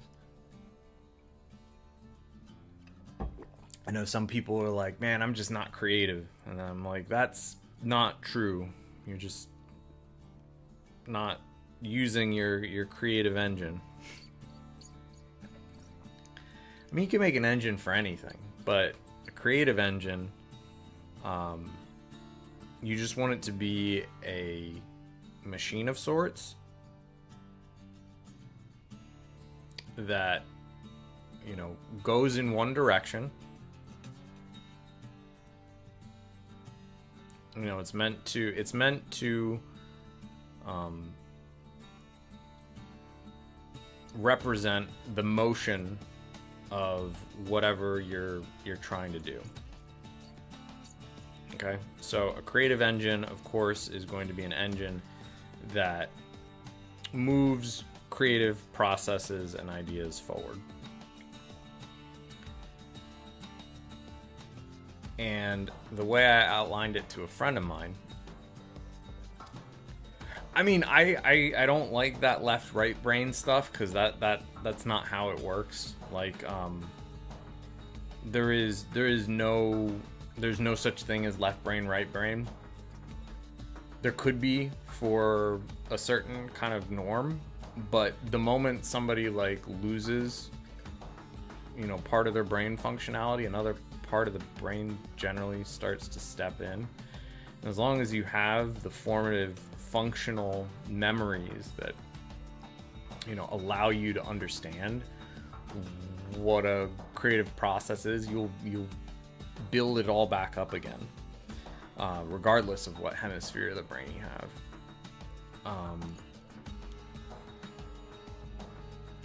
I don't know if I would call this like a theory so much. I feel like it's process. And just hear me out. We'll recap this again. I described it to my friend as having three main features. The first feature is that the individual who has their creative engine running, you know, you or anybody else deciding to use it, first must so creative engines have an input, the engine, and the output. The engine itself, I described it in a three principle manner, and it could have more principles to it. Like, you can refine your creative engine, but this is a very basic way of looking at it. And the first thing that you need is at no point can you say, I don't know. Being creative means that you, at least for a functional creative session, know and decide or end up knowing what you're going to do. So if you lack knowledge, that only means that you need to find the intelligence or the wisdom in order to build that knowledge. And that can be done through fact finding or practice or instruction. Like, there's so many ways of going about doing it. That's step one is you cannot. Step one is more like a restriction or a limiter that says, it's essentially like, do not admit defeat. You can always figure it out. You can always practice. You can always learn more. Step two is identifying your expression.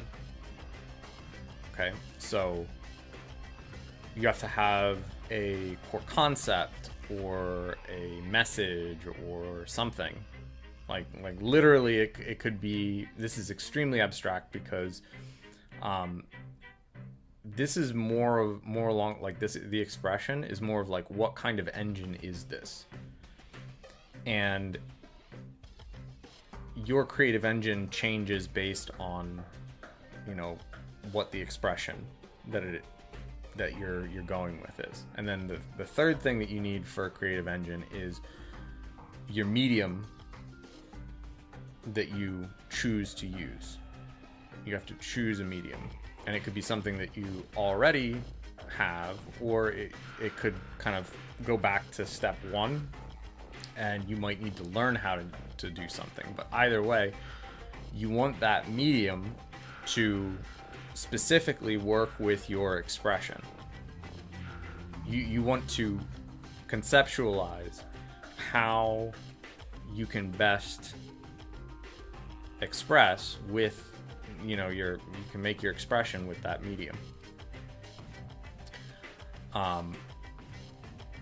And so after you have those three things, your willingness to figure it out, get the knowledge, practice, whatever, your expression and your medium,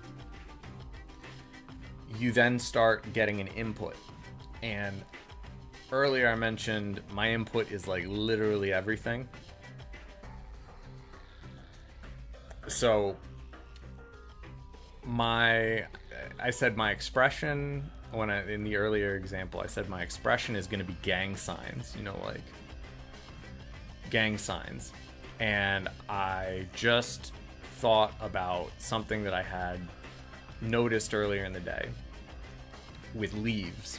Like the colors of these leaves were like really pretty. So I took a bunch of pictures and I really focused on the color because they were so interesting. And we've just been having some droughts, so the leaves were really dry and desiccated. And thinking about this and then relating it to gang signs, you're like, how do leaves what do leaves have anything to do with gang signs? And I was like, but they don't have to have anything to do with each other. Now I know that my expression is about mummies. Like mummies doing gang signs. Like, what are these gangster mummies all about? Like these ancient Egyptian gangsters, all that gold and stuff. And wow, okay, so I've got this input and it's got a really solid, like the expression has just gotten more expressive, and I'm thinking about it, and I could sculpt that. I could, whatever, but once you pick the medium, you then just go and do it. Like I've got these gangster mummies. Well, alcohol markers. Okay, so I do an alcohol marker representation of these gangster mummies, and I've just made an expression. I've expressed the thing. I've done the creative thing. It's done. Like, holy crap, that's it. So that's the creative engine. That's the creative engine.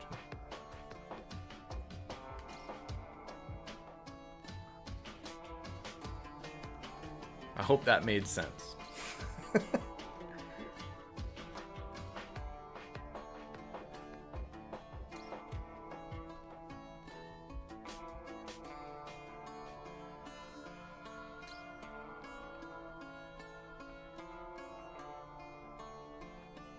It should be something that you can do really quickly and easily if you're open about being like honest with yourself about how you want to express something.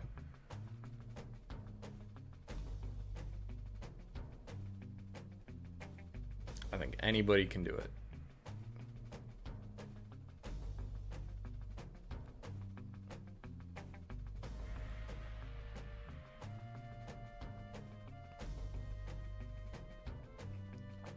If anybody wants to give it a shot,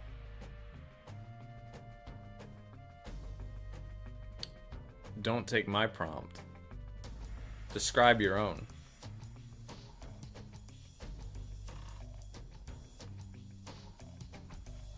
And then,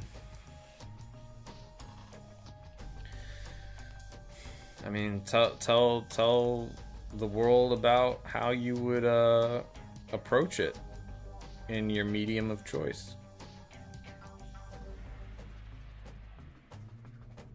Or maybe you had an experience kind of like that recently. Tell us about it.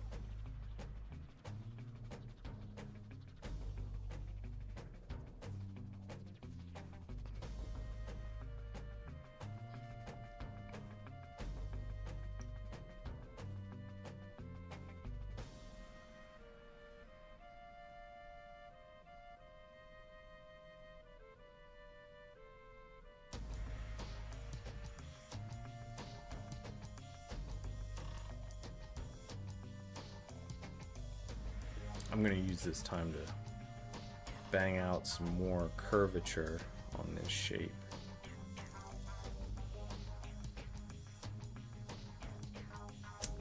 Observe the time.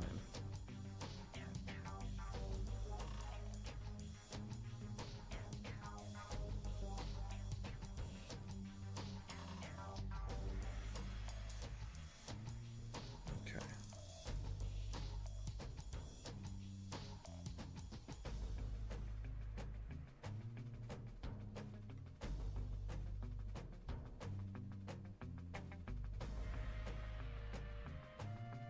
And if you're curious about, you know, creative processes a little bit more, I'm gonna have a guest on tomorrow, probably tomorrow evening. My buddy Michael Thompson has been doing a lot of really creative things recently. We're going to talk about those, and I'm going to bring up the subject of, you know,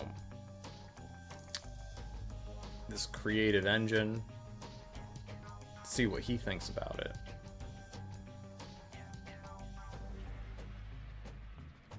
Okay, learning bobbing lacework now, hoping to make graffiti tags as I improve because I was thinking about spiders and graffiti. Oh, that's freaking cool.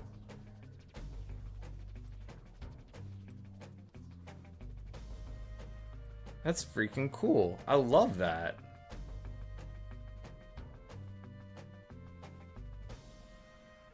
Like, I actually love, there's so much to learn in that. Like, step one of the creative engine, there's so much to do because there's such a rich history of both lettering and textile work. Like, those two subjects, you know, finding the interconnecting threads between them. There's a lot of room there. That is definitely something you could iterate on a lot.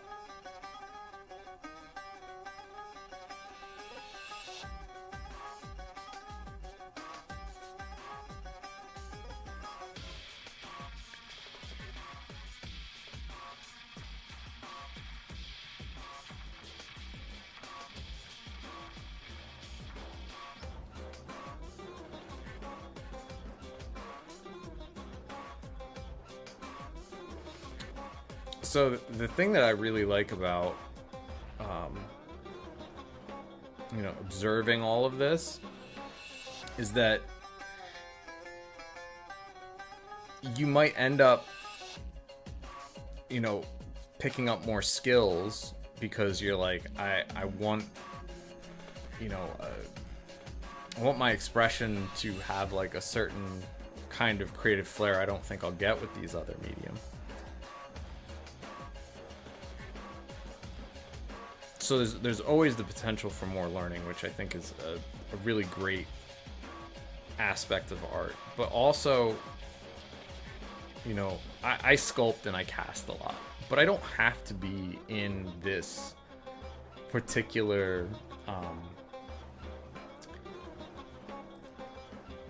I don't need to be in this medium to be creative. And recognizing that, I don't know, I think it hasn't been something I've been able to focus on recently. But thinking about it, like, I have missed art in some ways. And I think it's because, like, I haven't been able to express everything in sculpture, and there's a lot in sculpture that I have still yet to express properly, and I'd like to express better.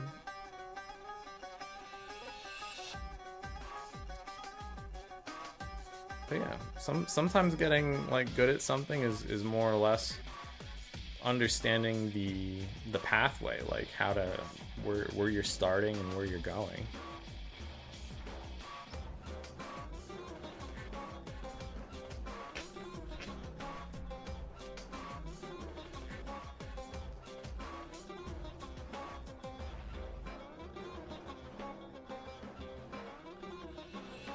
Very cool. I too really dig applying skills.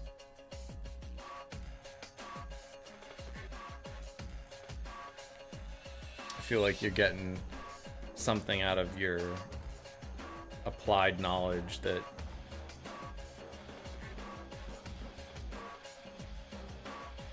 suits your story and your experience.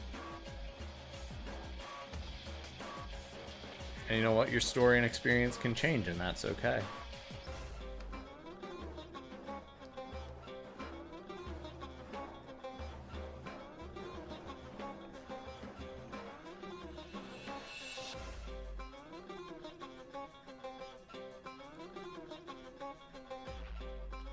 You know what? I also would not be able to handle the commitment of such a thing. The thought would be looming over me constantly. I'm sorry.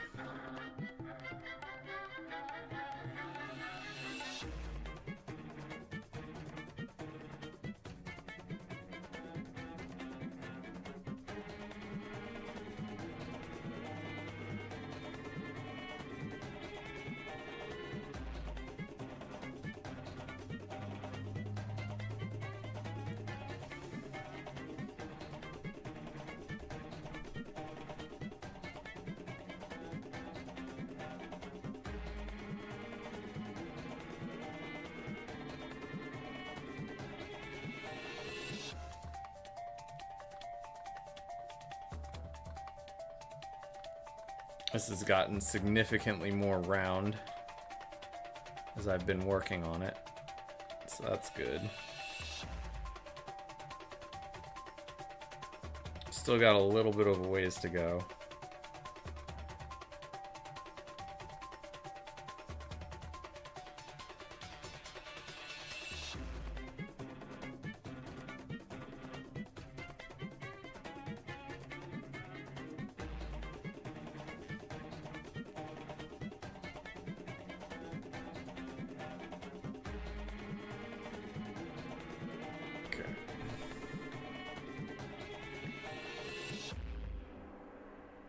Yeah, I know. I sucked the fun out of the universe with that pun. I'm so sorry, Ash.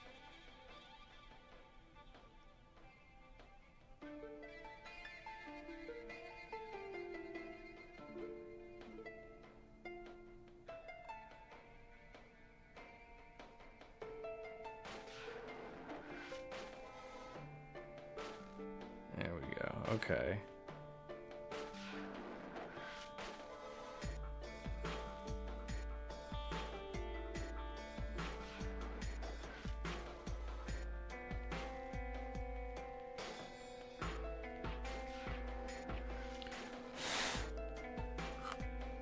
Ah.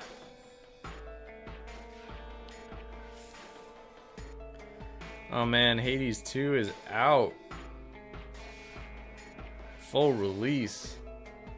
Crazy.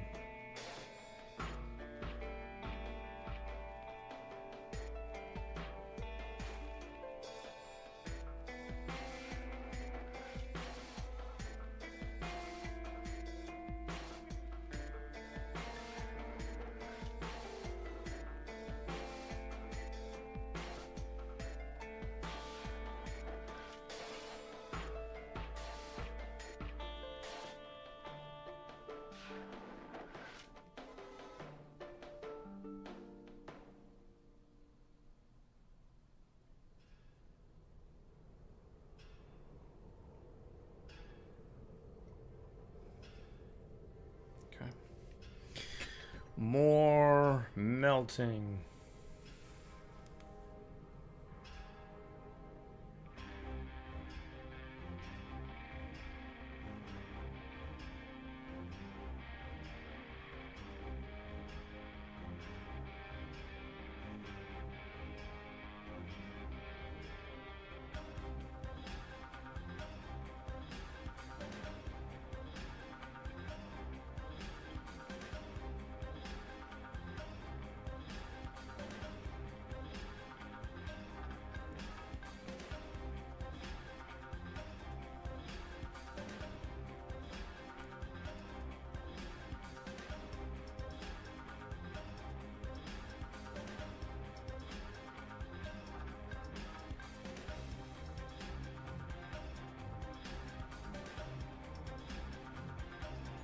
Another thing I'm really enjoying about this is like if this were all still wax, I'd just be melting the crap out of my sculpture right now.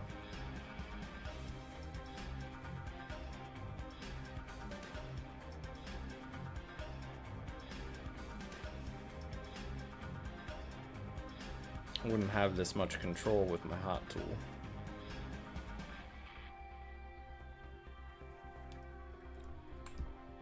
So I'm very happy we iterated.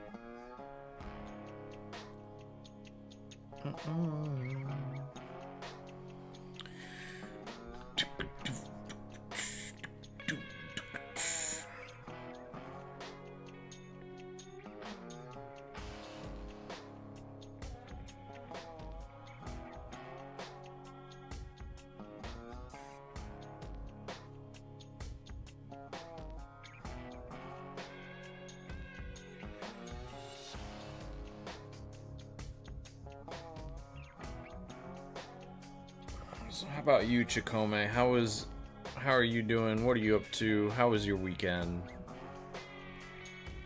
Let's see, we got this starting to look very semi-spherical.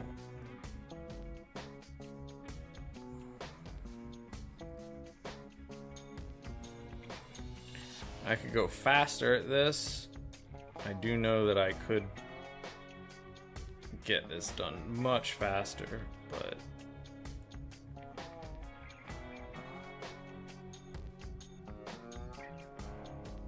I really don't want to screw this up.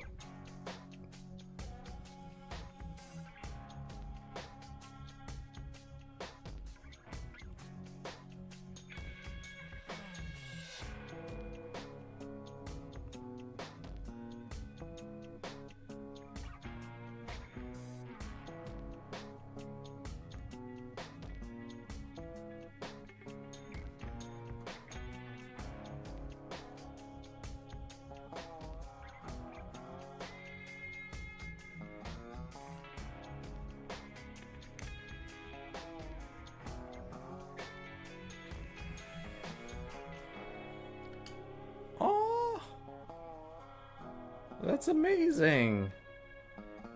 Yo, happy first birthday to your little one. That's so amazing. Congratulations, man.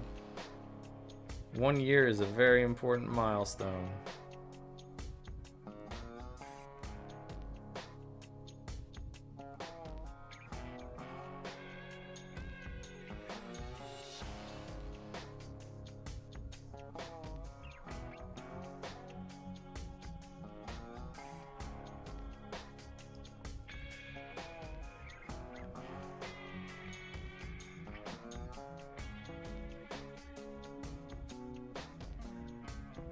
That just warms my heart, man.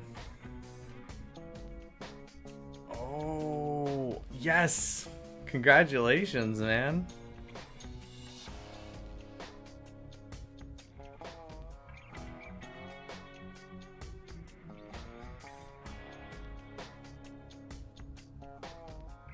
Congratulations. And finding the time to stream like while you got that going on. Working hard, man.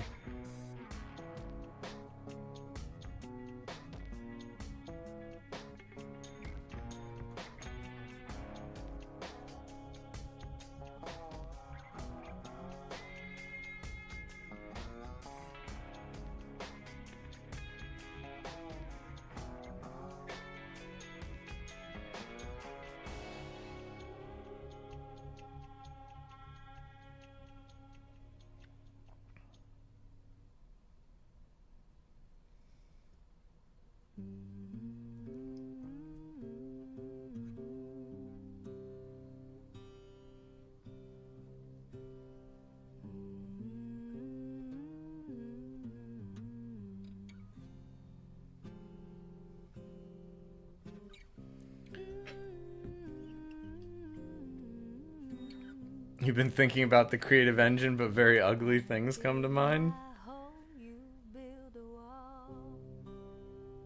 Well, I mean, like, try tweaking the parameters a little bit, man. Like,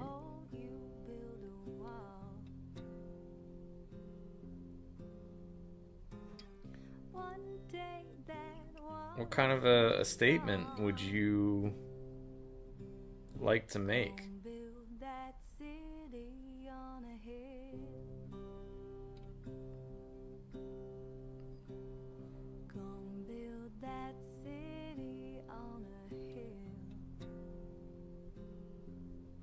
But I like that you're considering the creative engine.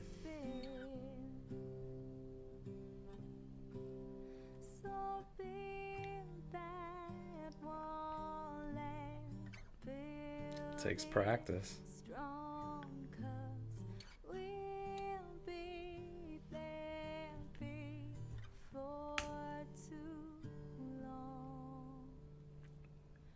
Ooh. Yeah, man, sleeves count.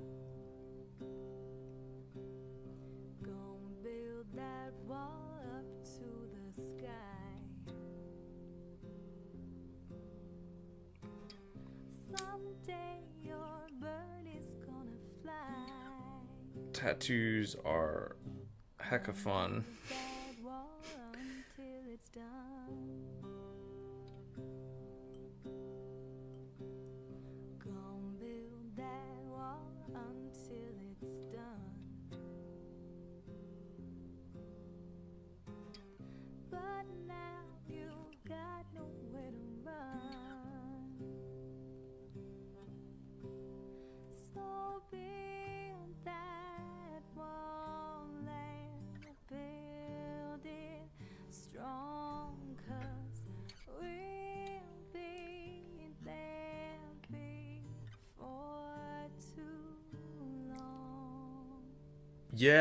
Yeah, I get that. Depravity and intent.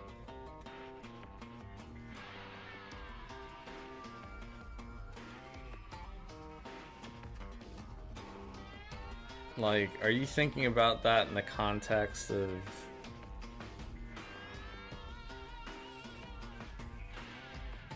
like you want to express your feelings on like sinister things.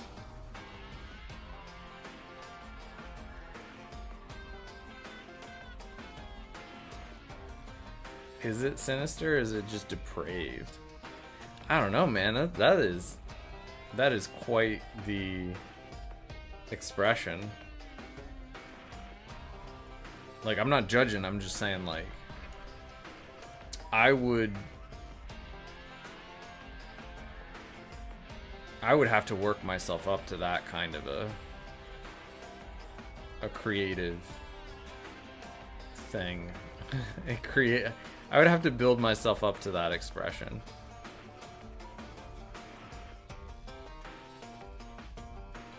That seems challenging, and like the medium would be really difficult to choose.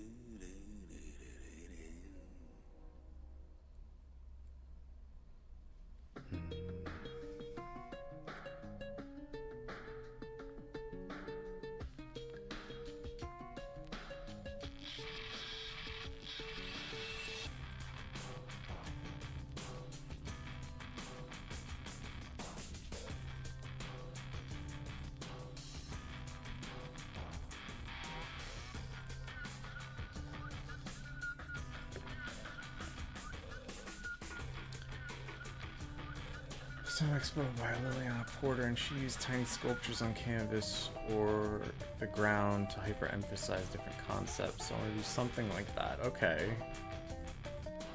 Depravity, like pure nude porn stuff, of course. The idea of having in mind overall theme.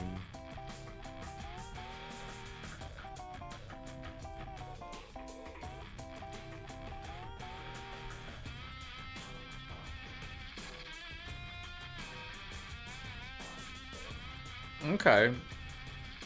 Well, I guess the question is like,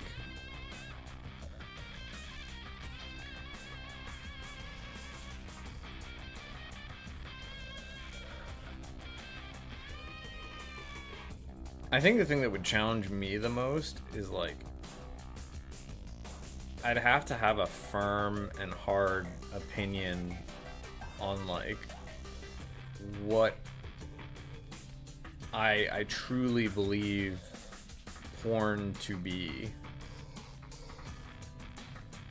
Like something pornographic or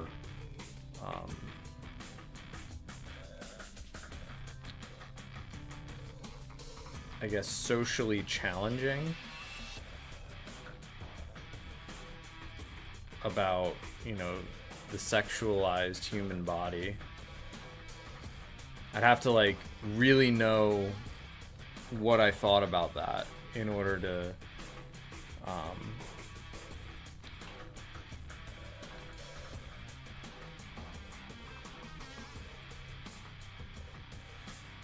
to choose an expression.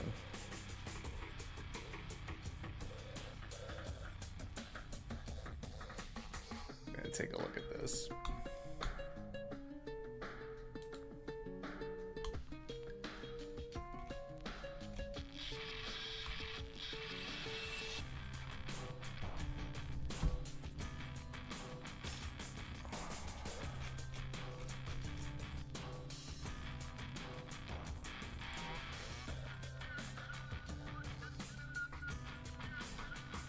Yeah.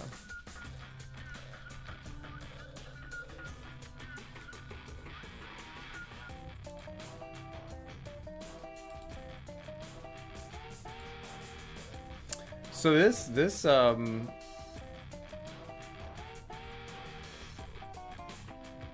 kind of reminds me of Hieronymus Bosch. Are you familiar with Hieronymus Bosch?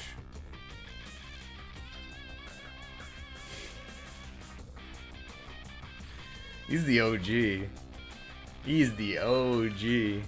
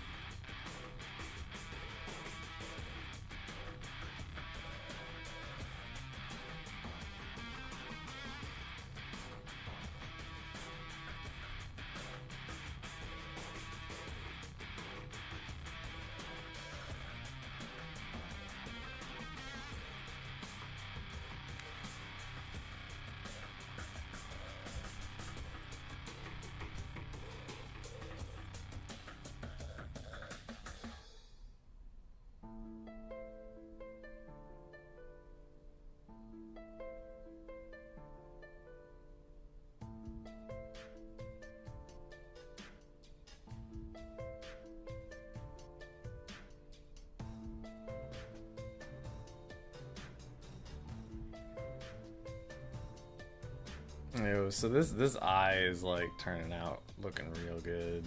I'm excited. I'm excited.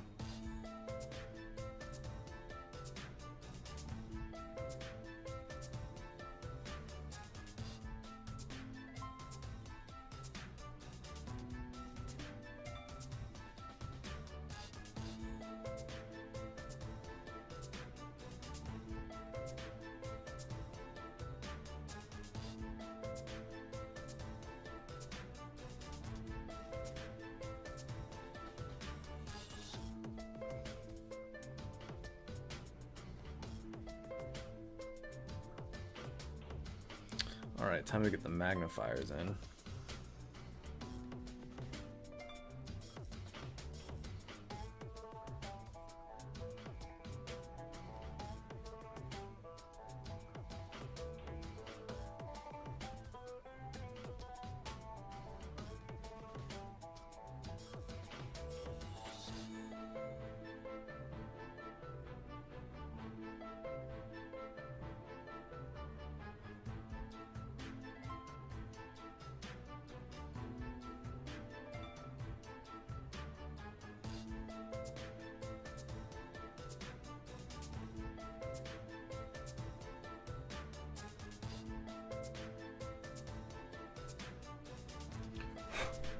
Use this brush here.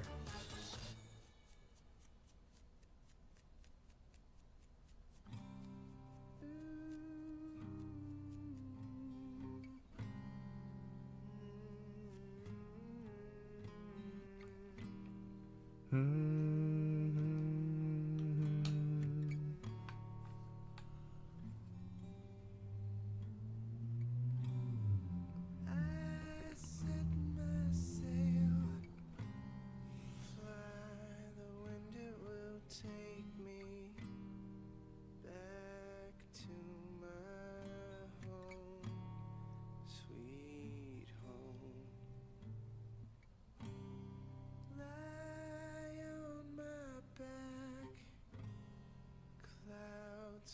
making way for me. I'm coming home, sweet home. I see your star, you left it burning for me. Mother, I'm here.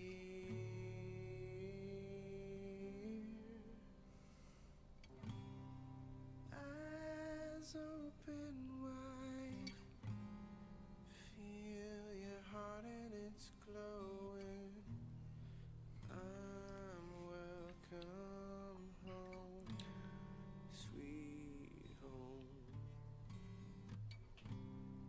I take Oh, fucking Fantastic Planet. Dude, who doesn't love Fantastic Planet? not when I'm home, sweet home. I see your star, you left it burning for me. Mother, I'm here.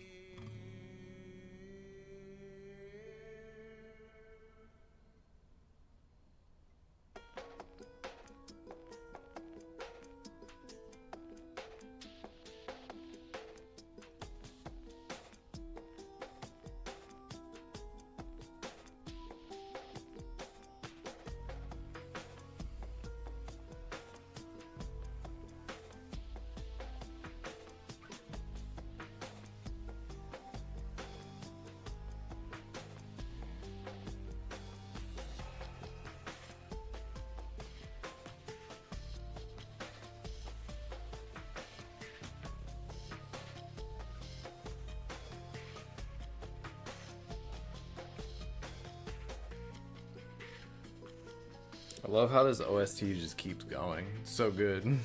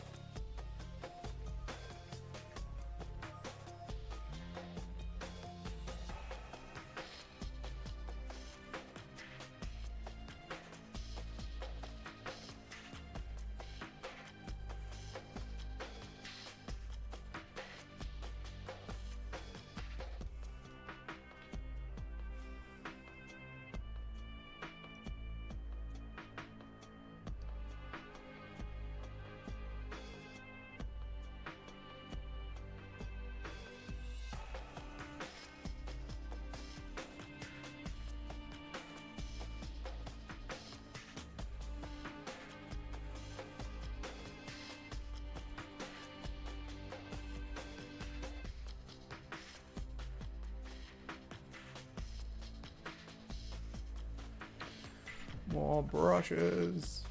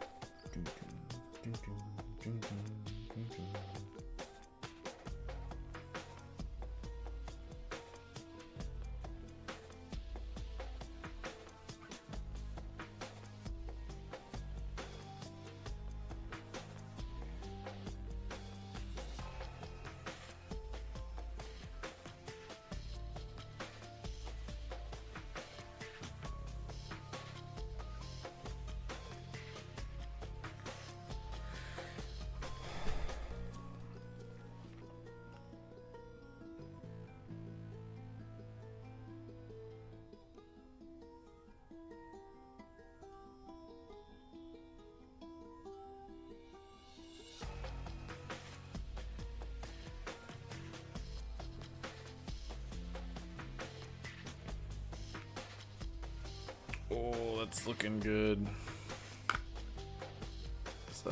Probably have my like. There we go. Brushes. So there's where how the central eye is looking right now. It's a little uneven there in the front, but just about got that sorted.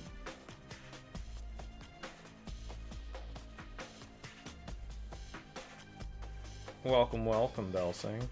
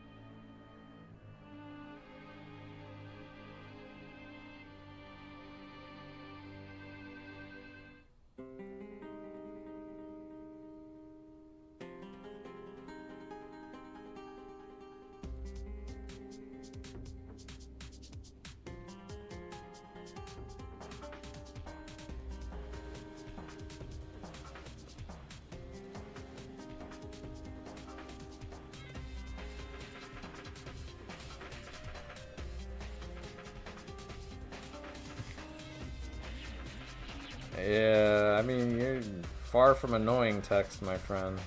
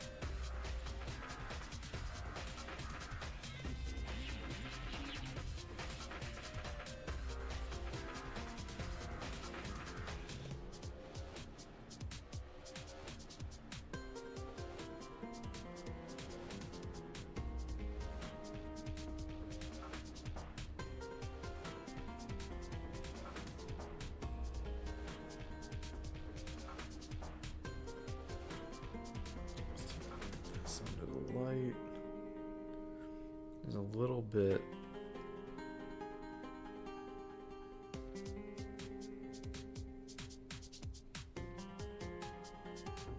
I'm just observing the shadow, and I'm trying to make the shadow as round as possible.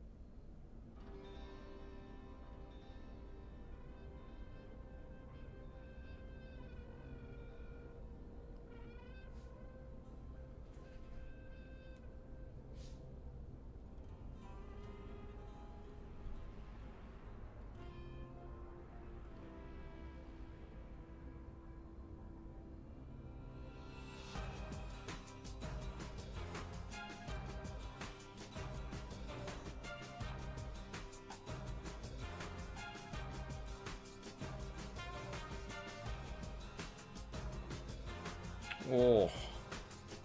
Okay, that's probably as good as I'm gonna get it for now. Take a look at that.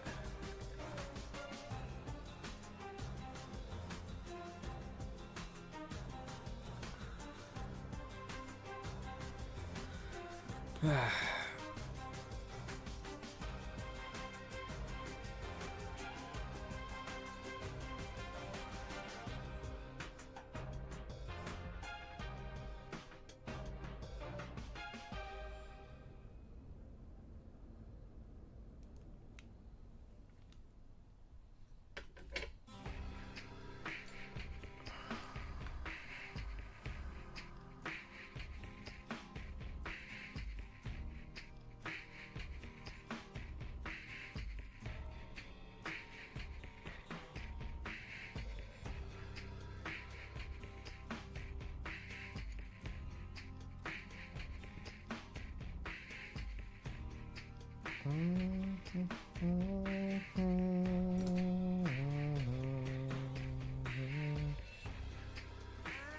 set my sail, fly the wind it will take me back to my home, sweet home. Lie on my back, climb to make a way for me. I'm coming home, sweet home.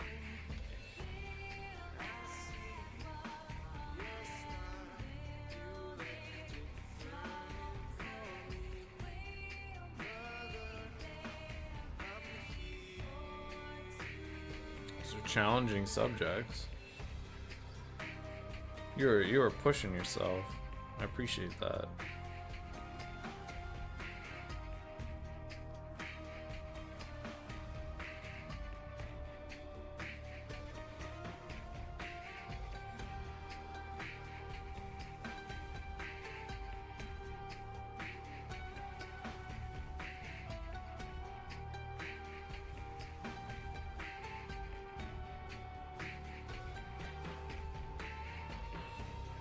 Eyes open wide.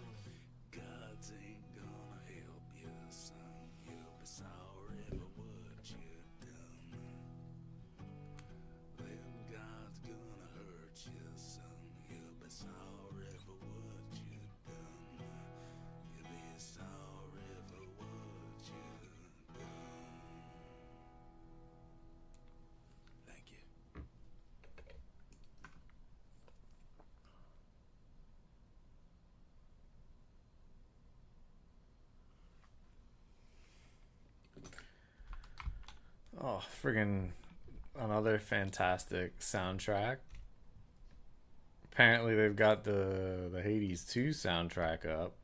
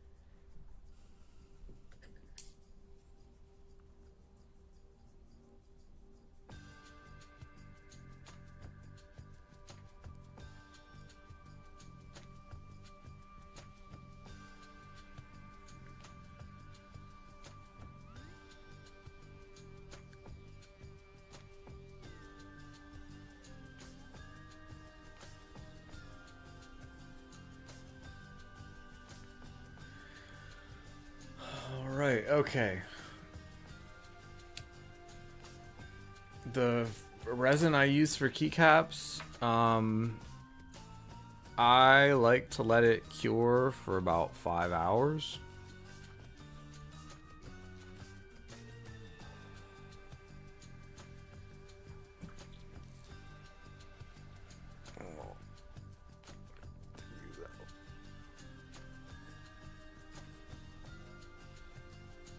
All right. So I just show you guys what, guys and gals, we made this progress today. We got almost 3 eyes done. Like we've got one done, a second one pretty good. The third one is like getting there, but we're almost at that point where they're done. And then I would just mold this.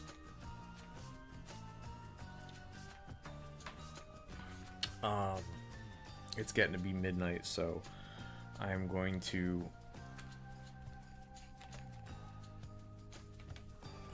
make a set of molds before I go to sleep.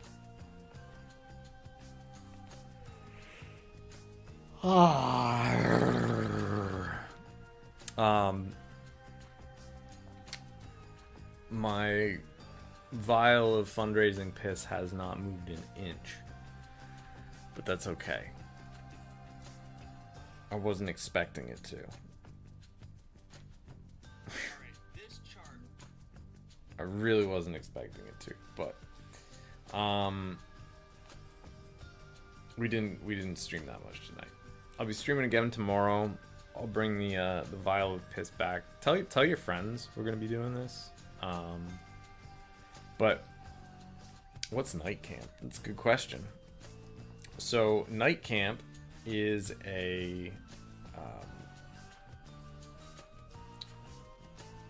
it's an event on the West Coast in Washington State that nightcaps, eat the food, holds every year. And it's a big thing. So I live in Pennsylvania. I would have to travel to Washington, and then basically it's a place where artists can gather and talk about things and collaborate together.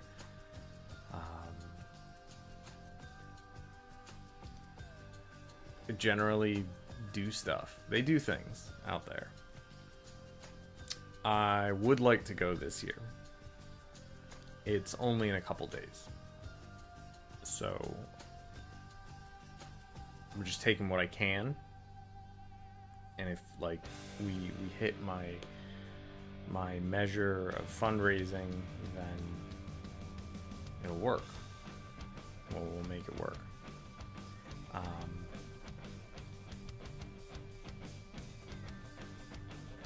Currently, I'm at I don't feel like I'm very close right now, but that should not discourage you, because anything that gets thrown into the fundraising for night camp that doesn't happen this year will be for night camp next year.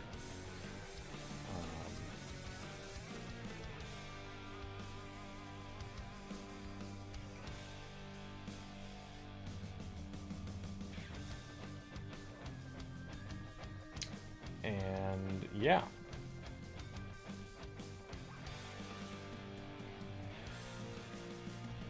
Oh, does anybody have any questions about anything? I like that, how fast is the resin you use for keycaps cure?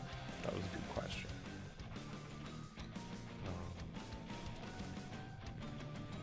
I can answer questions about sculpting, the creative engine.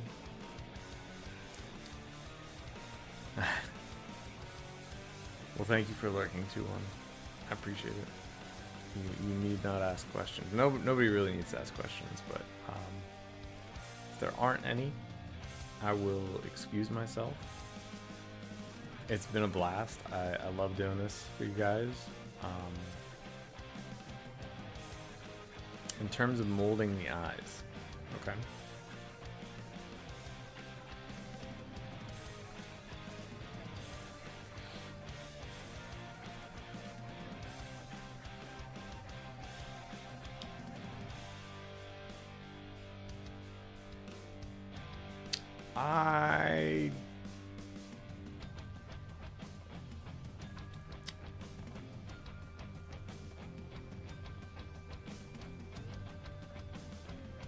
I appreciate that. I think the creative engine is more of a like a tool that exists up here.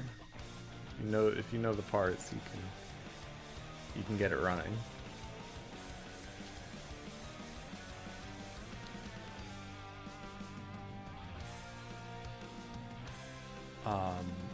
But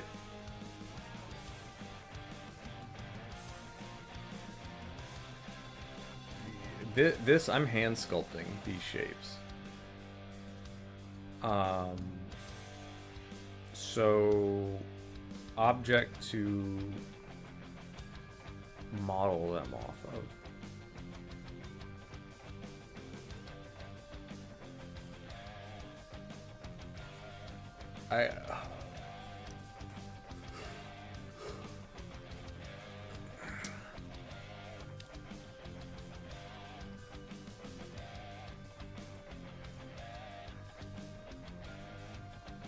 You could model them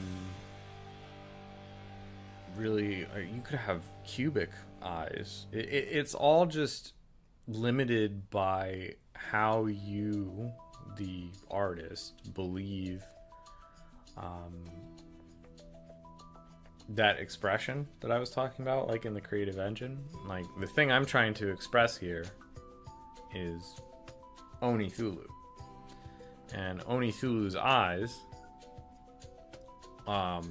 he's got one central, very round eye, and then his other eyes are also round, but the eye socket is more almond shaped.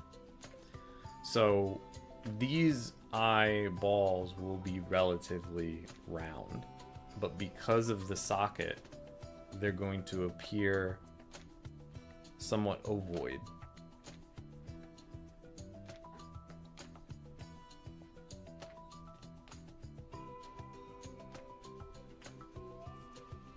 So my intention is, like, when you look at it from the side, you'll just see round.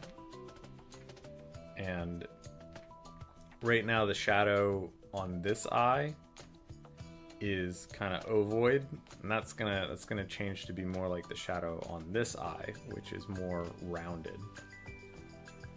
They're both kind of in a state of flux right now. It's only this third eye in the center of the forehead that's like properly shaped at this point. Oh, you're welcome. You're welcome. Thank you for asking.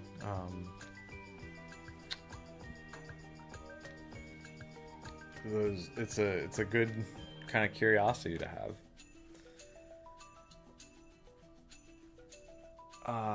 But yeah, creative engine, it's three things, you know. Pursuit,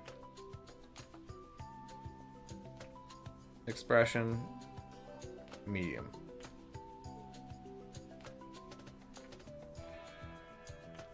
I'm just trying to make it simpler and concise, but like, I don't know, you can make it more complex if that works for you.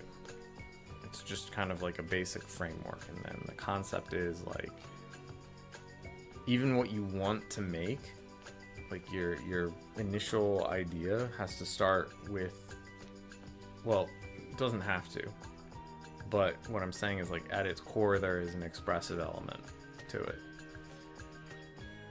And you can take any input, because some people get stuck on, like,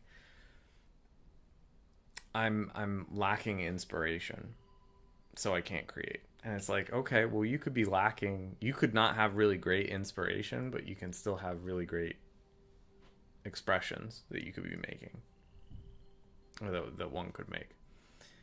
And because there's always something to express, it could be simple, it could be complicated, but generally, if you're like in the midst of some sort of a block, simple's good. Simple's really good.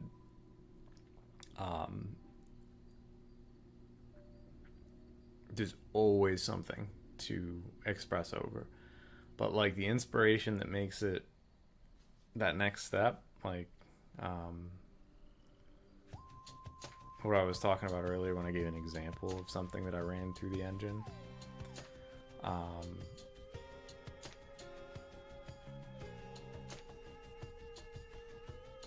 That wasn't terribly difficult, and I feel like that could be a really, really cool creative process.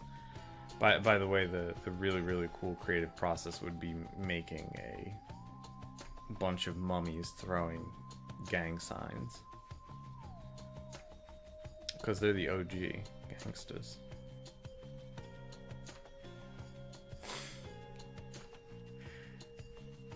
From the Middle East side. It's just fun. It's fun. It's fun. I like thinking about it. And that's what, you know, if you're making creative stuff, that's what it should be. It should be fun. Hope you're all having a good night. I'm gonna finish up mine. Yeah, constraints and deadlines can help with creative output. But also having a pathway to creative output is also incredibly useful. Throw your pyramids in the sky, yeah. Throw up the pyramid sides, bro.